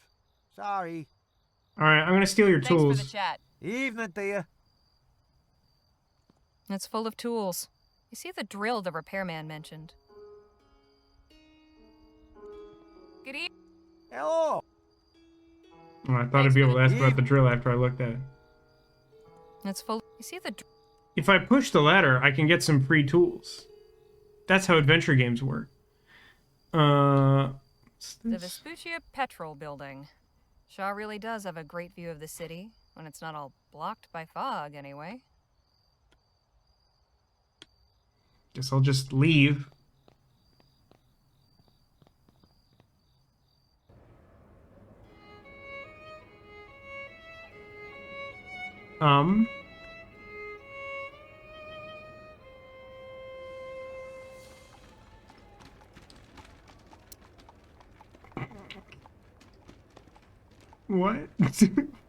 What?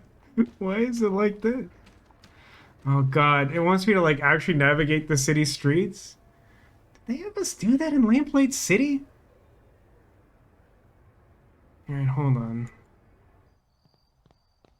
Thought it was suspicious that I could ask him about those sites again. I thought they would like put them on a map or something. Hello. Remind me. The wharf in Chinatown on Annabro Square Road between Finch and Gull. Thanks Finch for the. and Gull.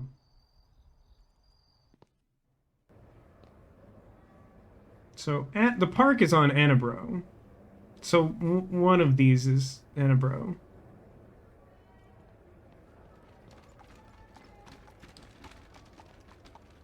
Man, I feel insane right now. Oh, Annabro and Crate.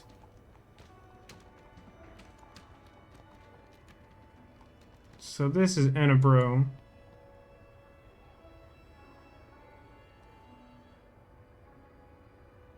Search this Nothing area? remarkable here.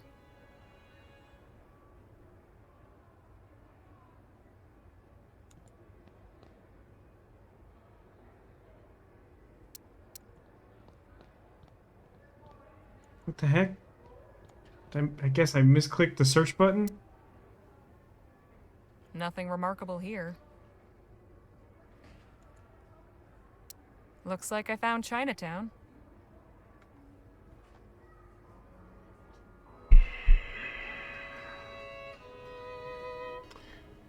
Why is Chinatown a single block? How is it that if I search the intersections on either side of the entirety of Chinatown, which is one city block, that I would not locate Chinatown? Why do you think that is?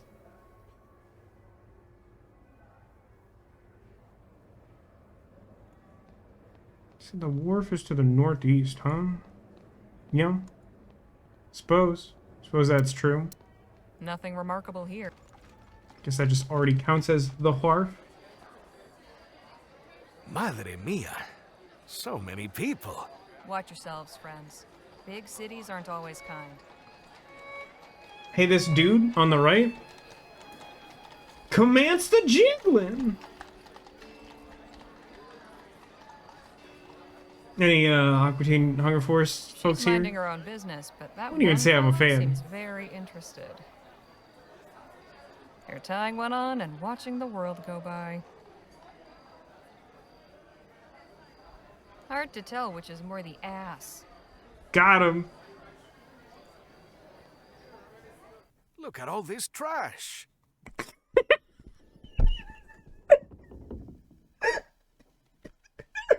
That's just an incredible and like an insane way to enter a place of business. Loudly proclaim, look at all this trash.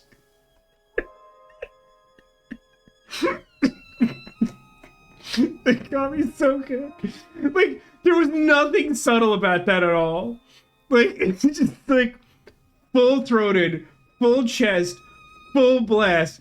Look at all this trash! Like, oh my god. Everything you'd need to start your own farm. There was no subtle, there was like no like, This all looks like junk. Like, I don't think we need any of this. Why would someone come here? Just like, God, it's garbage.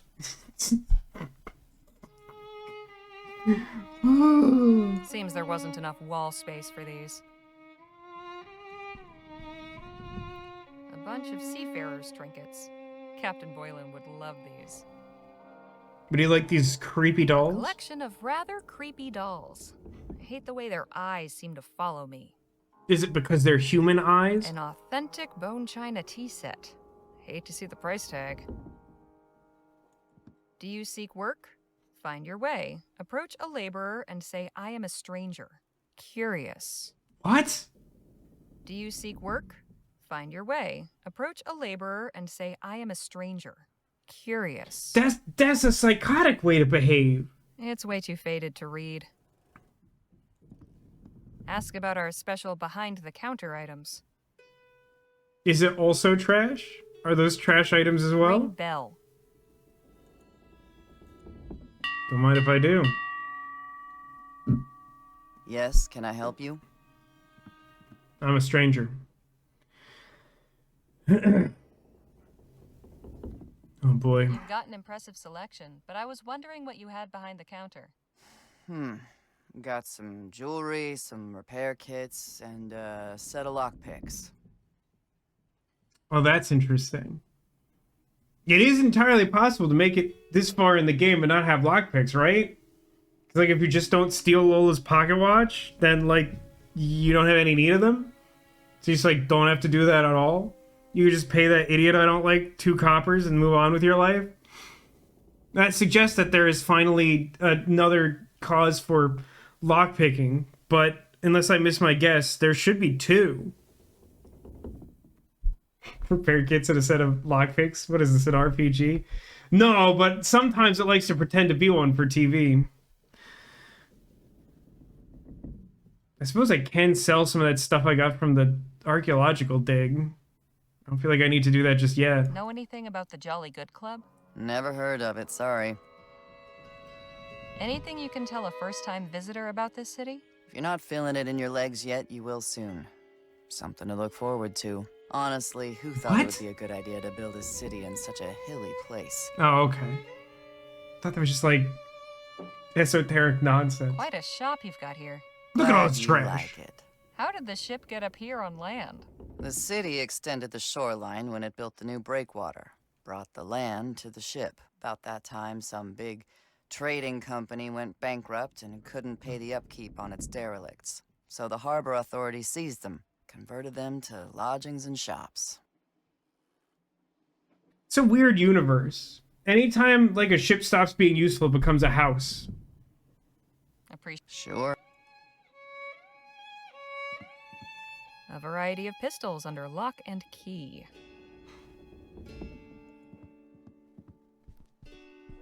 Everything you'd need to start your own farm. That's kind of a bummer. Proprietor, Meredith Benelli. Benelli, huh? I wonder. Who's Benelli? Who's Benelli? Is that one of the actors or something? What do you need? You wouldn't happen to have been married to a man named Michael Benelli? You knew my husband? No, but I recently met his former captain. No. Captain Boylan, he's alive? Yes, it's a long story. Please, spare me. I've no need to dredge up the past.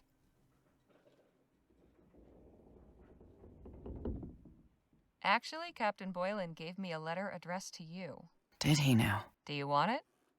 I suppose I'll take it. I'm not sure what that man could possibly have to say to me. Might answer some questions I've had. Perhaps it's look at all this No trash. thanks to you.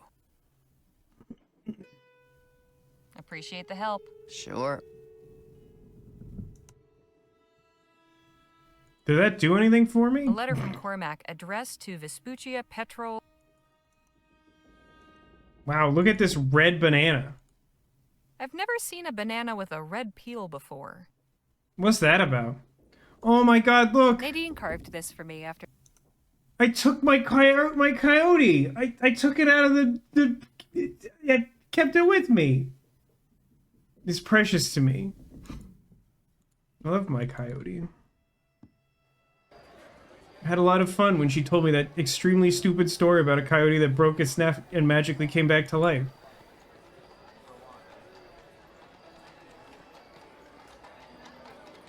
She's just doing her job. Hey, do you think this guy in the purple jacket is proposing to his friend? These two are engaged in some highly emotional quarrel. They're giving those documents some serious contemplation. I feel like we really started phoning the game in a little bit, huh? Guess I'll just leave. Oh, hang on. I accidentally found more of the wharf. A bucket of fish heads. Yeah, I could go for some mini golf right now. This place has everything. Oranges, coconuts, lemons, pears. Some of these fruits I've never seen before. This place has Good evening, sir. Evening. Get your fruit here. Pears and oranges, only 2 crowns. Lemons for 3. Coconuts for 5. Tell me what you're looking for. Why'd you say coconuts like that? Would you happen to be familiar with Dr. Bennett Clark? The scientist? I've heard his name, but I don't know much about the man. Do you know anything about the Jolly Good Club? Sure, I deal with them from time to time. Can't tell you much more beyond their fruit buying habits, though. What are their fruit buying habits? What can you tell an out-of-towner about this city? Watch your step round here. Many's You'll start feeling it in your legs. Lose their way in the fog and take a plunge into the bay. You get many customers at night? Oh, sure. You came from the central part of the wharf. I'm sure you saw how lively it is. Plenty of folk from the saloon come by, sucking on lemons and oranges before bed eases the hangover to come. That's what they say, anyway. Who am I to argue? I'll be off. Humble If fruit you vendor. need fruit, you know where to find me. I'm open all night. You know what? I like the cut of this guy's jib. He knows what his purpose in life is, and he's just leaned fully into it. I sell fruit. I sell fruit all the time. If you need fruit at night, I'm still your guy. I'm the fruit guy.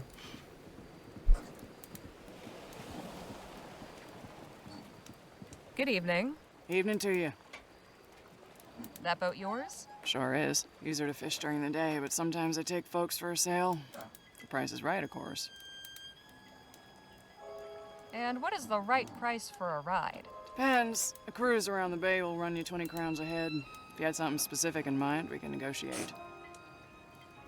The squeaking coming from the game. There's definitely a squeaking coming from the game. It's hard for me to gauge exactly what sound you're listening to, but I think the one you're talking about is probably game related, yeah. I'd like to know about this city. Oh, I love it here. There's a reason they call it the mouth of the West. We get all Gross. kinds coming through here from other provinces and other nations. El Presidio's been growing like crazy. Can't wait to see where it goes. Know anything about the Jolly Good Club? Never heard of it. Sounds like it's for fancy types. Ever heard of Dr. Bennett Clark? Wasn't he the guy who blew up those people a few years back? Yes, I suppose he was. That's all I know about him. Sorry. Thanks for the chat. Have a good night. See you around. Do you like these completely stationary nighttime airships?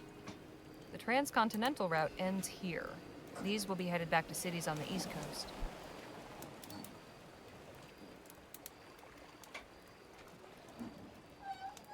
Can't pick up fish heads.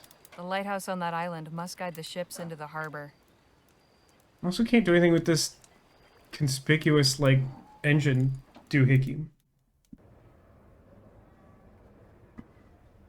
So does that mean there's 2 total wharf screens, you think? Or is there maybe another one to be found?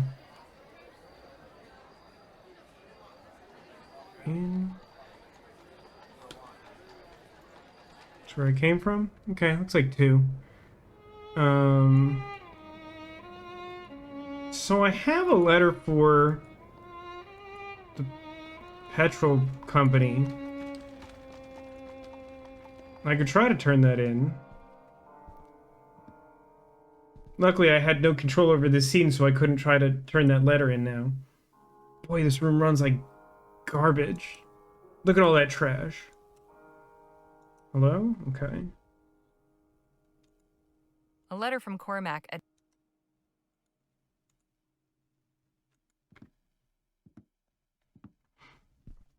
I presume we're not still hearing the squeak? There was some, like, intermittent, like, boat squeaking. I think it's probably what you were hearing. I have this letter from one of your employees I met on the way here.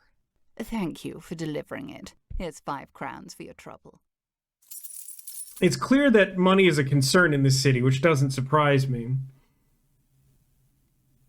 I felt like that had to be inevitable. I appreciate you looking out, Cotillion.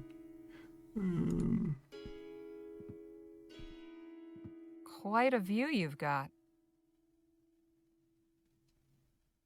I make a habit of seeing far. That's cryptic and weird. A strange old lady you are. Mrs. Yes. Tell me the address of the place again. Can you tell us anything more? It's a club for the well-to-do men of the city to gossip and talk politics. Rather puerile, if you ask me. I can't imagine how you plan to get inside. Without Mr. Ackerman, you seem to be at a disadvantage. We'll find a way. That's what I like to hear.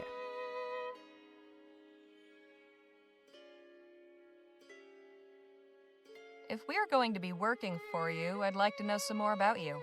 My, you are inquisitive. Got to exhaust those dialogue trees, lady. Vespuccia Petrol. My late husband founded this company. He was a very clever man. Fortunately for him, he recognized my business acumen and relied exclusively upon my counsel. Nice. I ran the company for many years in his name. After his passing, that fiction was dispensed with. Have you lived in Vespuccia long? Oh, about 30 years now. For some peculiar reason, Vespuccians seem to accord an English accent more respect, so I kept it. What do your initials stand for? Dorothy Darkwing. Wilhelmina, but simply DW has proved more expedient for my purposes. Anything you can tell a first-time visitor about this city? For such a young city, it's bursting with opportunity. Everything back east is all used up. I wouldn't be surprised if El Presidio outpaces New Britannia within 2 decades. Why exactly do you want Dr. Clark? It's quite complicated. I haven't the time to go into detail. Suffice it to say, I wish to make an offer of employment. Why would an etheric researcher want a job at an oil company? I too am skeptical. All that need concern you is the fact I'm paying you to procure him.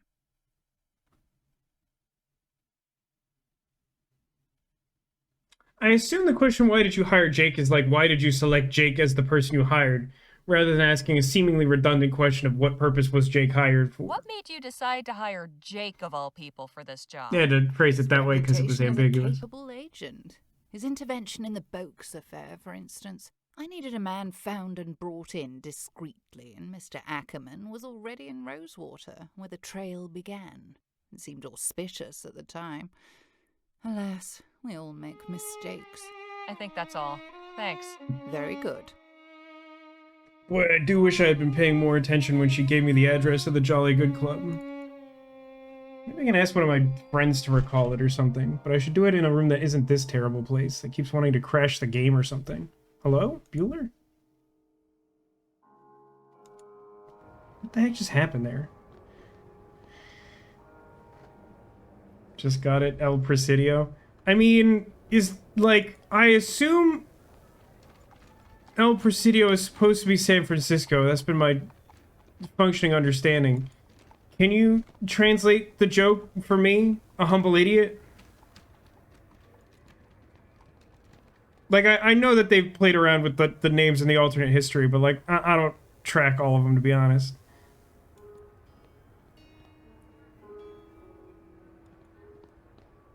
Presidio is a place in San Francisco. That makes sense.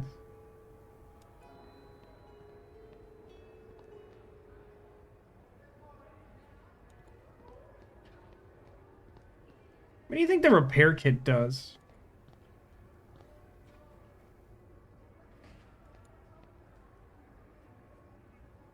Let me go back to the hotel. I feel like I need to talk to my friends and see if one of them remembers the address I'm too stupid to have cared about.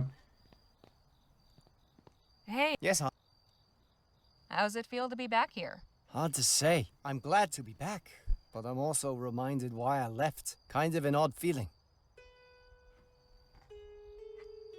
You think the repair kit shoots bullets really fast? Hey, yeah, I think so too. I think it's a good guess. What's your impression of El Presidio so far? It is crowded, it is noisy, and it smells of manure. In other words, we are back in civilization. I believe what you mean to say is, in other words, look at all this trash. I think look at all this trash is the best thing that Phil has brought to this game so far. I am actually now really morbidly curious, like, is he the only character who says that? Would other people say something different with a different combination of characters? He's...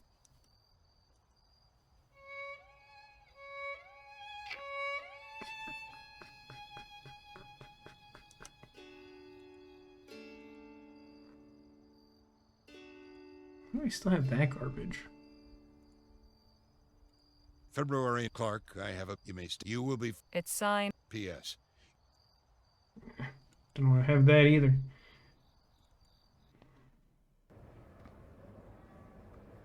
Well, regrettably, I don't remember the address of the place. I should eat my sausage. I have bad news. This is a banana, if that's what you're referring to.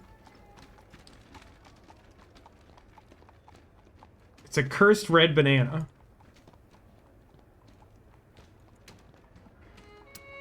Nothing remarkable here. False 100% sausage.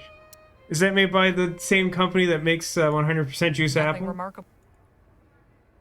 At this point, I'm just like wandering up to interesting looking buildings and searching area because I don't know of a way to get someone to say the address again that I would... Oh, you know what? Maybe I do. Maybe it's in my journal, which I guess I like need to be at a location to access. Not sure what blowing on that will achieve. The lack of like consistent controls is like not my favorite.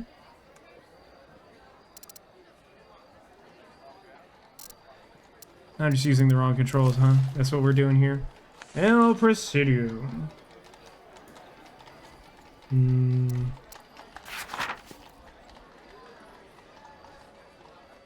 Cedar Avenue between Gull and Hare Street. Look at me using game mechanics. I will say, I think it's something of a personal thing. I don't think it's a hot take. But I tend not to like in video games where they like give you a mechanic early on and then like 20 hours pass and then they're like, remember that mechanic you used exactly once?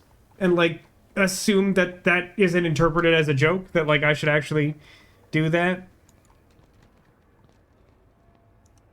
So Cedar between Gull and Hare, I think?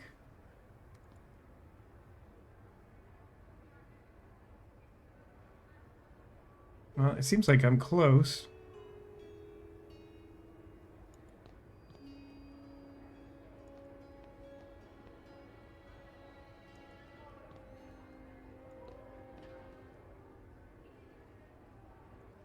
I think that would mean it's here? It should be here. This fancy building must be the Jolly Good Club. This exploring the city mechanic is interesting. Even in Lamplight City, I don't think you had to do this. You had to just, like, discover locations and then they would appear on the map. I don't know why they've added this.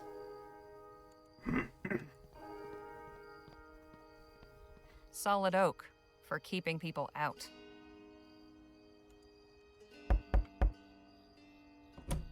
May I help you? Good evening. I was hoping you could tell me if Dr. Bennett Clark was here.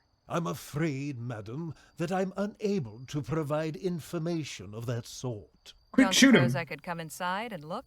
Absolutely not. This is a members only. What if I procured a members only jacket? One must meet certain requirements. Quite frankly, you do not. Good evening. That's rude, So much for the direct approach. Elitist scum. There must be a way for us to get inside. There's 2 windows I can see us fitting through. And we have some number of guns between us. Maybe he just wants a red banana. I've never seen a banana with a red peel before. Just knock No again. point. We're not getting in this way. Alright, my friends, you have any suggestions? Hey, Phil. Seeing as the front door is not an option, how can we get into the Jolly Good Club? The gears of elitist establishments such as this are lubricated by the sweat of their laborers. Perhaps we might I like that find suggestion. and befriend such a person. When the front door is closed to you, go by the back. Figuratively Oh, baby. or literally.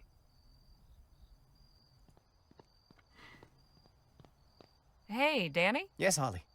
I'm guessing that's why we were told to go to Chinatown. Is that what we're doing? Any suggestions for getting inside the Jolly Good Club? I had a feeling they weren't going to let us walk right in. Maybe check around the back? See if somebody left a window open or something? Oh, can I actually, like, literally do that?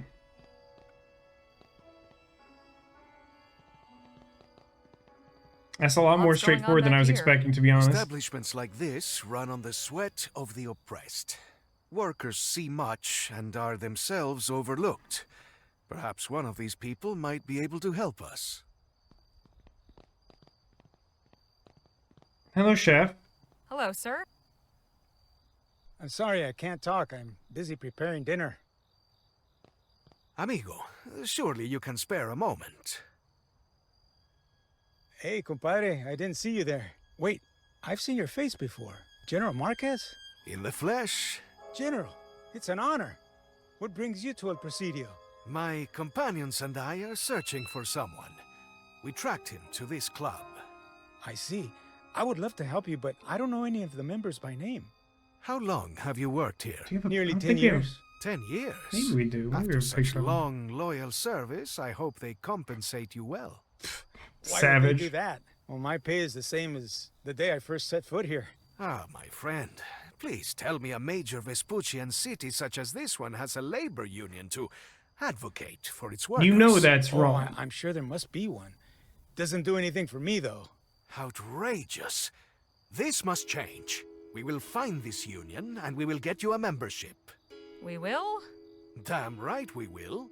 General, what can I say? Your kindness knows no limits. We must stand together, compadre.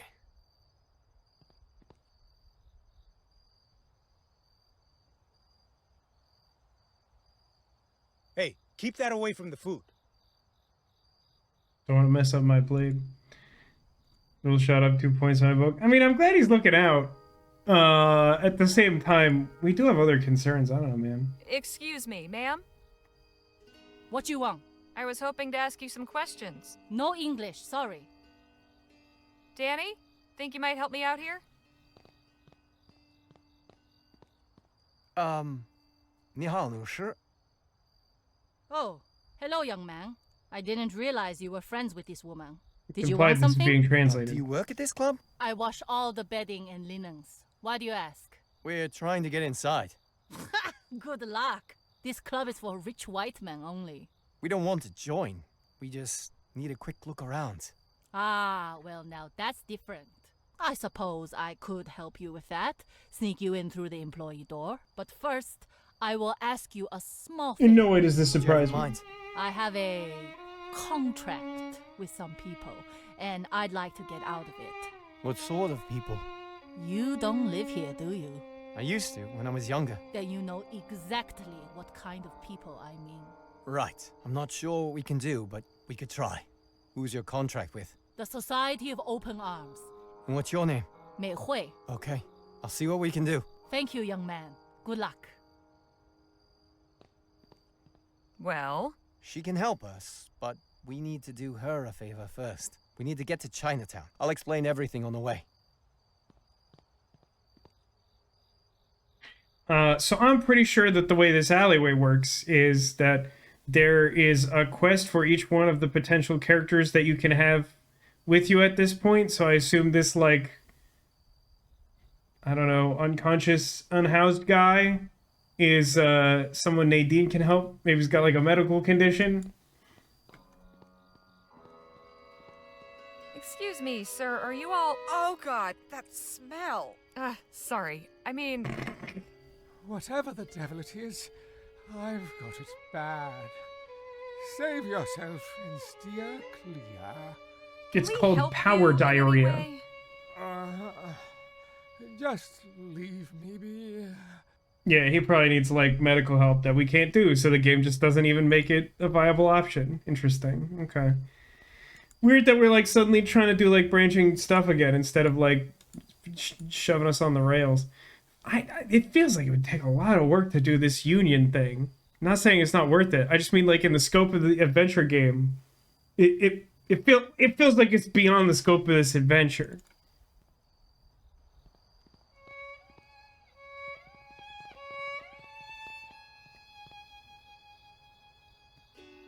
Like, where do we think there would be like a labor union that would apply to a chef for this club?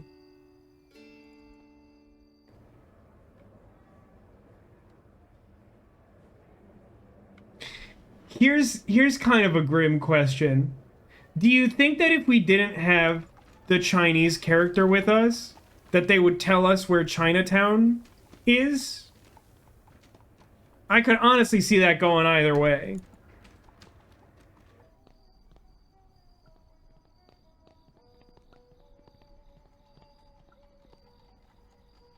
Now, we were told it would be explained to us along the way. I don't feel like I've learned anything, to be honest with you. All right there, Danny? Yep. Good talk, good hustle. Oh, we got foreground people for the first time since Rosewater. Incidentally, why is this game called Rosewater? You spent like 20 minutes have a there. very complicated order. Excuse me? Wait your turn! Can't you see I'm helping someone already? Geez, sorry. I know how to solve this problem. It's called gun. I'm guessing this is where all the medicines and herbs are stored. Nadine would know about all this stuff. I sure hope she's holding up okay. Okay, I'm gonna gripe a little bit. I think there's a legitimate argument against doing what this game has done. Like, I think it's an objective argument. Like, if you as a player have formed a relationship with a character, it's probably because you care about them, right? Like, I think we could all agree on that.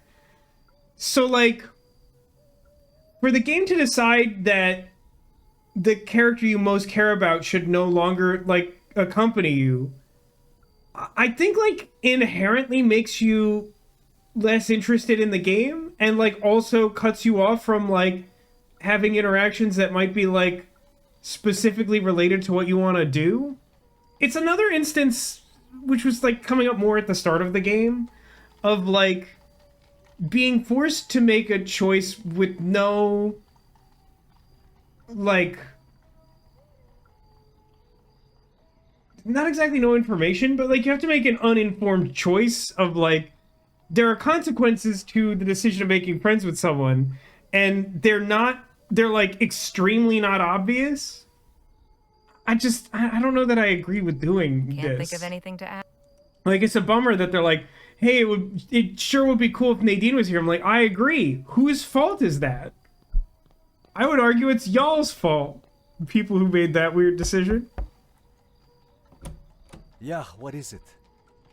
Jimmy? Danny? What are you doing back here? You two know each other? It's been a long time. You're telling me. Can we come in? We need to speak to whoever's in charge. You can, sure. Your friends are a different story. I take full responsibility for them. They're trustworthy. All right. I'll take your word. Come on in. We've got a lot of catching up to do.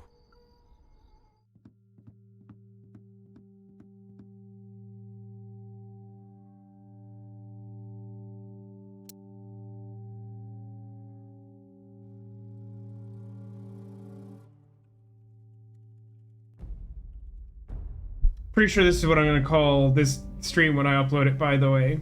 Forget Jake, it's Chinatown. And if you know what that is a reference to, good on you. Hopefully you enjoy that.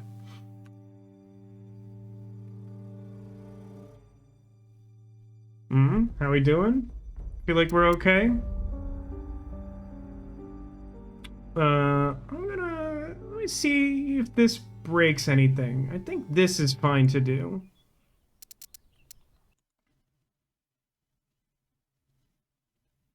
I'm attempting to close the game.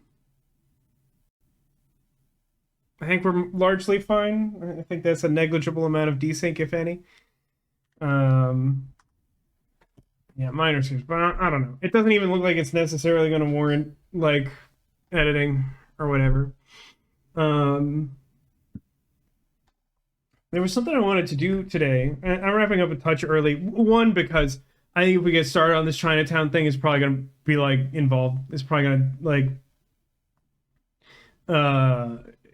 it's probably going to be like the theater or like the commune where it's like suddenly going to be like a lot. There's one thing I wanted to do. I was kind of hoping Neko would show because I feel like she would enjoy it most, but I'm not really going to be able to do it 2 weeks from now. So give me a second to enjoy all the EVs, and I'll be right back. I promise someone will care.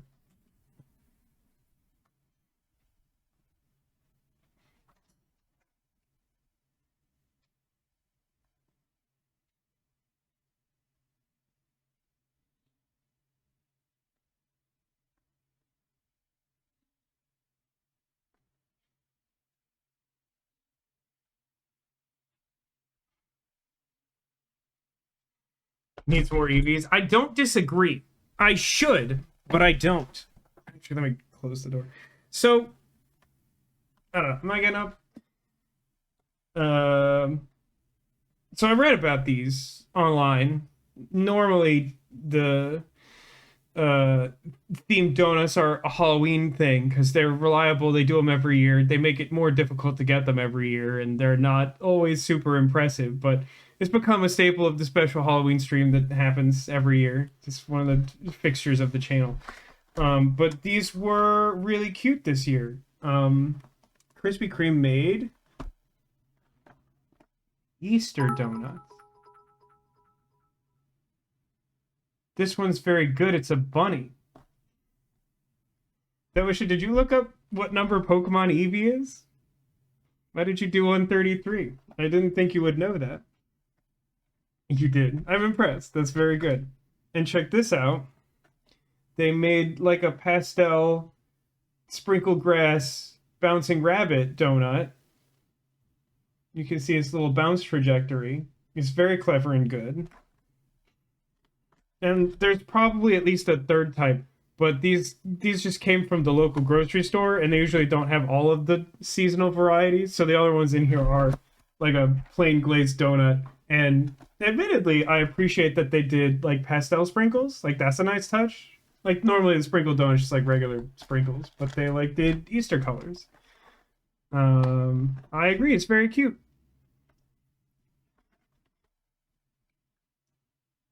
I wasn't sure if I would like go to the trouble of getting any, but then they were right there at the store when I went today. I'm gonna have the Easter rabbit. Just again, it looks very cute. I don't know if this might be like a lemon icing. I don't know. It's yellow. You can hopefully see why I wanted to wait for Neko. She loves the donut stuff, but she can see it in the VOD.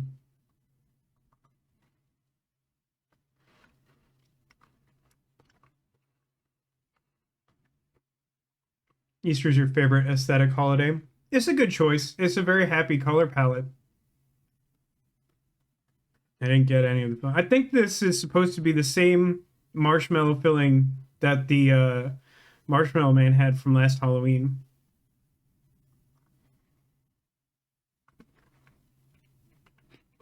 I'll tell you if I ever get any.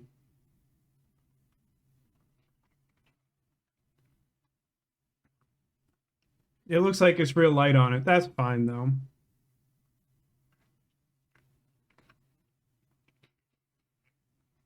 Hold.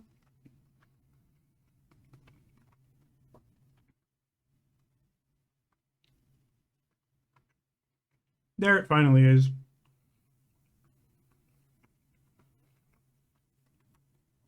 That's the same stuff. There's really good stuff.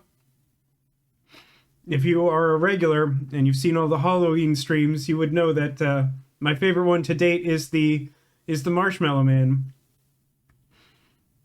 It's kind of not. I mean, I enjoyed how absolutely ridiculous that one was. It was like a 1.5 donut sized donut. It was just like layered with the marshmallow stuff. I'm perfectly happy with cute rabbit face design that has just a little bit of the marshmallow flavor.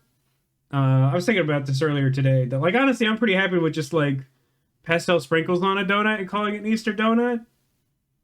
But like even the one that's like just some like a heavy dose of green sprinkles on one side and a little like rabbit cookie, like that's great. You ain't got to reinvent the wheel. It could be like a regular donut that you decorated. It's just got to be fun. That's the point.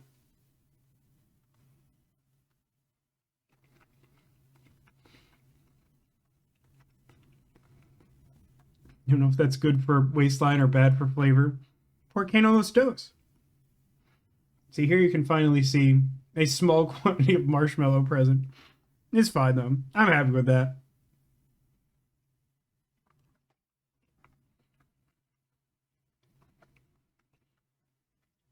Yeah, the bunny face donut is definitely the best one. Sometimes it seems like something gets made that's like too cute to eat, but then if it was made as cute food, shouldn't it be eaten and enjoyed?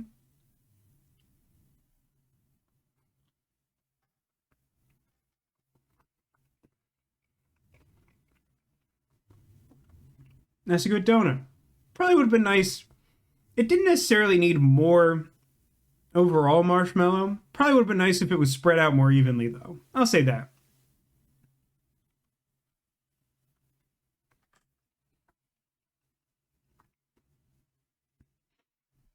Humanity's desire for consumption always outpaces the cuteness of anything. That's probably grim, but fair.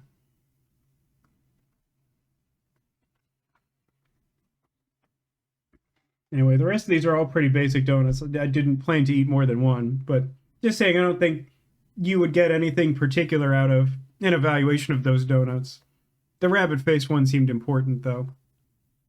And again, these definitely weren't going to keep until the next time we stream, which will be a week from this coming Friday. We're going to take the next weekend off.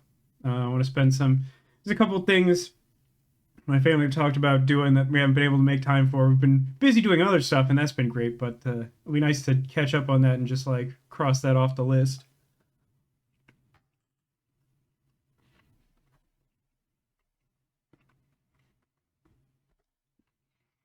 Yeah, that's probably... Just going by the specific donut I got, that's probably like an A-. I think if there was, like, a better distribution of the marshmallow, it'd probably be, like, at least an A. But like that's pretty good. I'm gonna wash my hands real quick because I want to like do Secret Squirtle stuff with gross hands. So enjoy nothing for a minute.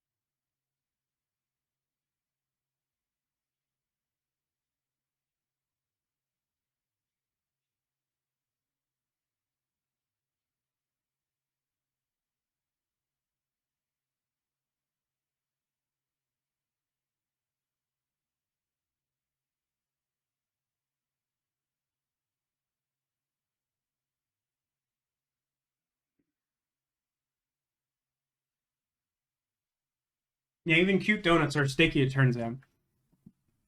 Alright, where's everybody think the Squirtles are at? As you probably know, somewhere in this room I've hidden some number of Squirtles. Locating a Squirtle hidden this way is an omen of good luck for you in the coming days, and you may need it, because it'll be a while until we rejoin. So, under or behind or sometimes even inside of something, maybe hiding a Squirtle. take a guess where you think it is and see if you can find one. Everyone thinks it's behind the EVs. You really think I'd do something so obvious as that? Yeah, I even have a thematic Squirtle for that. I mean, what Squirtle were you expecting to be hiding there? It's obviously the similarly proportioned large sleeping Squirtle.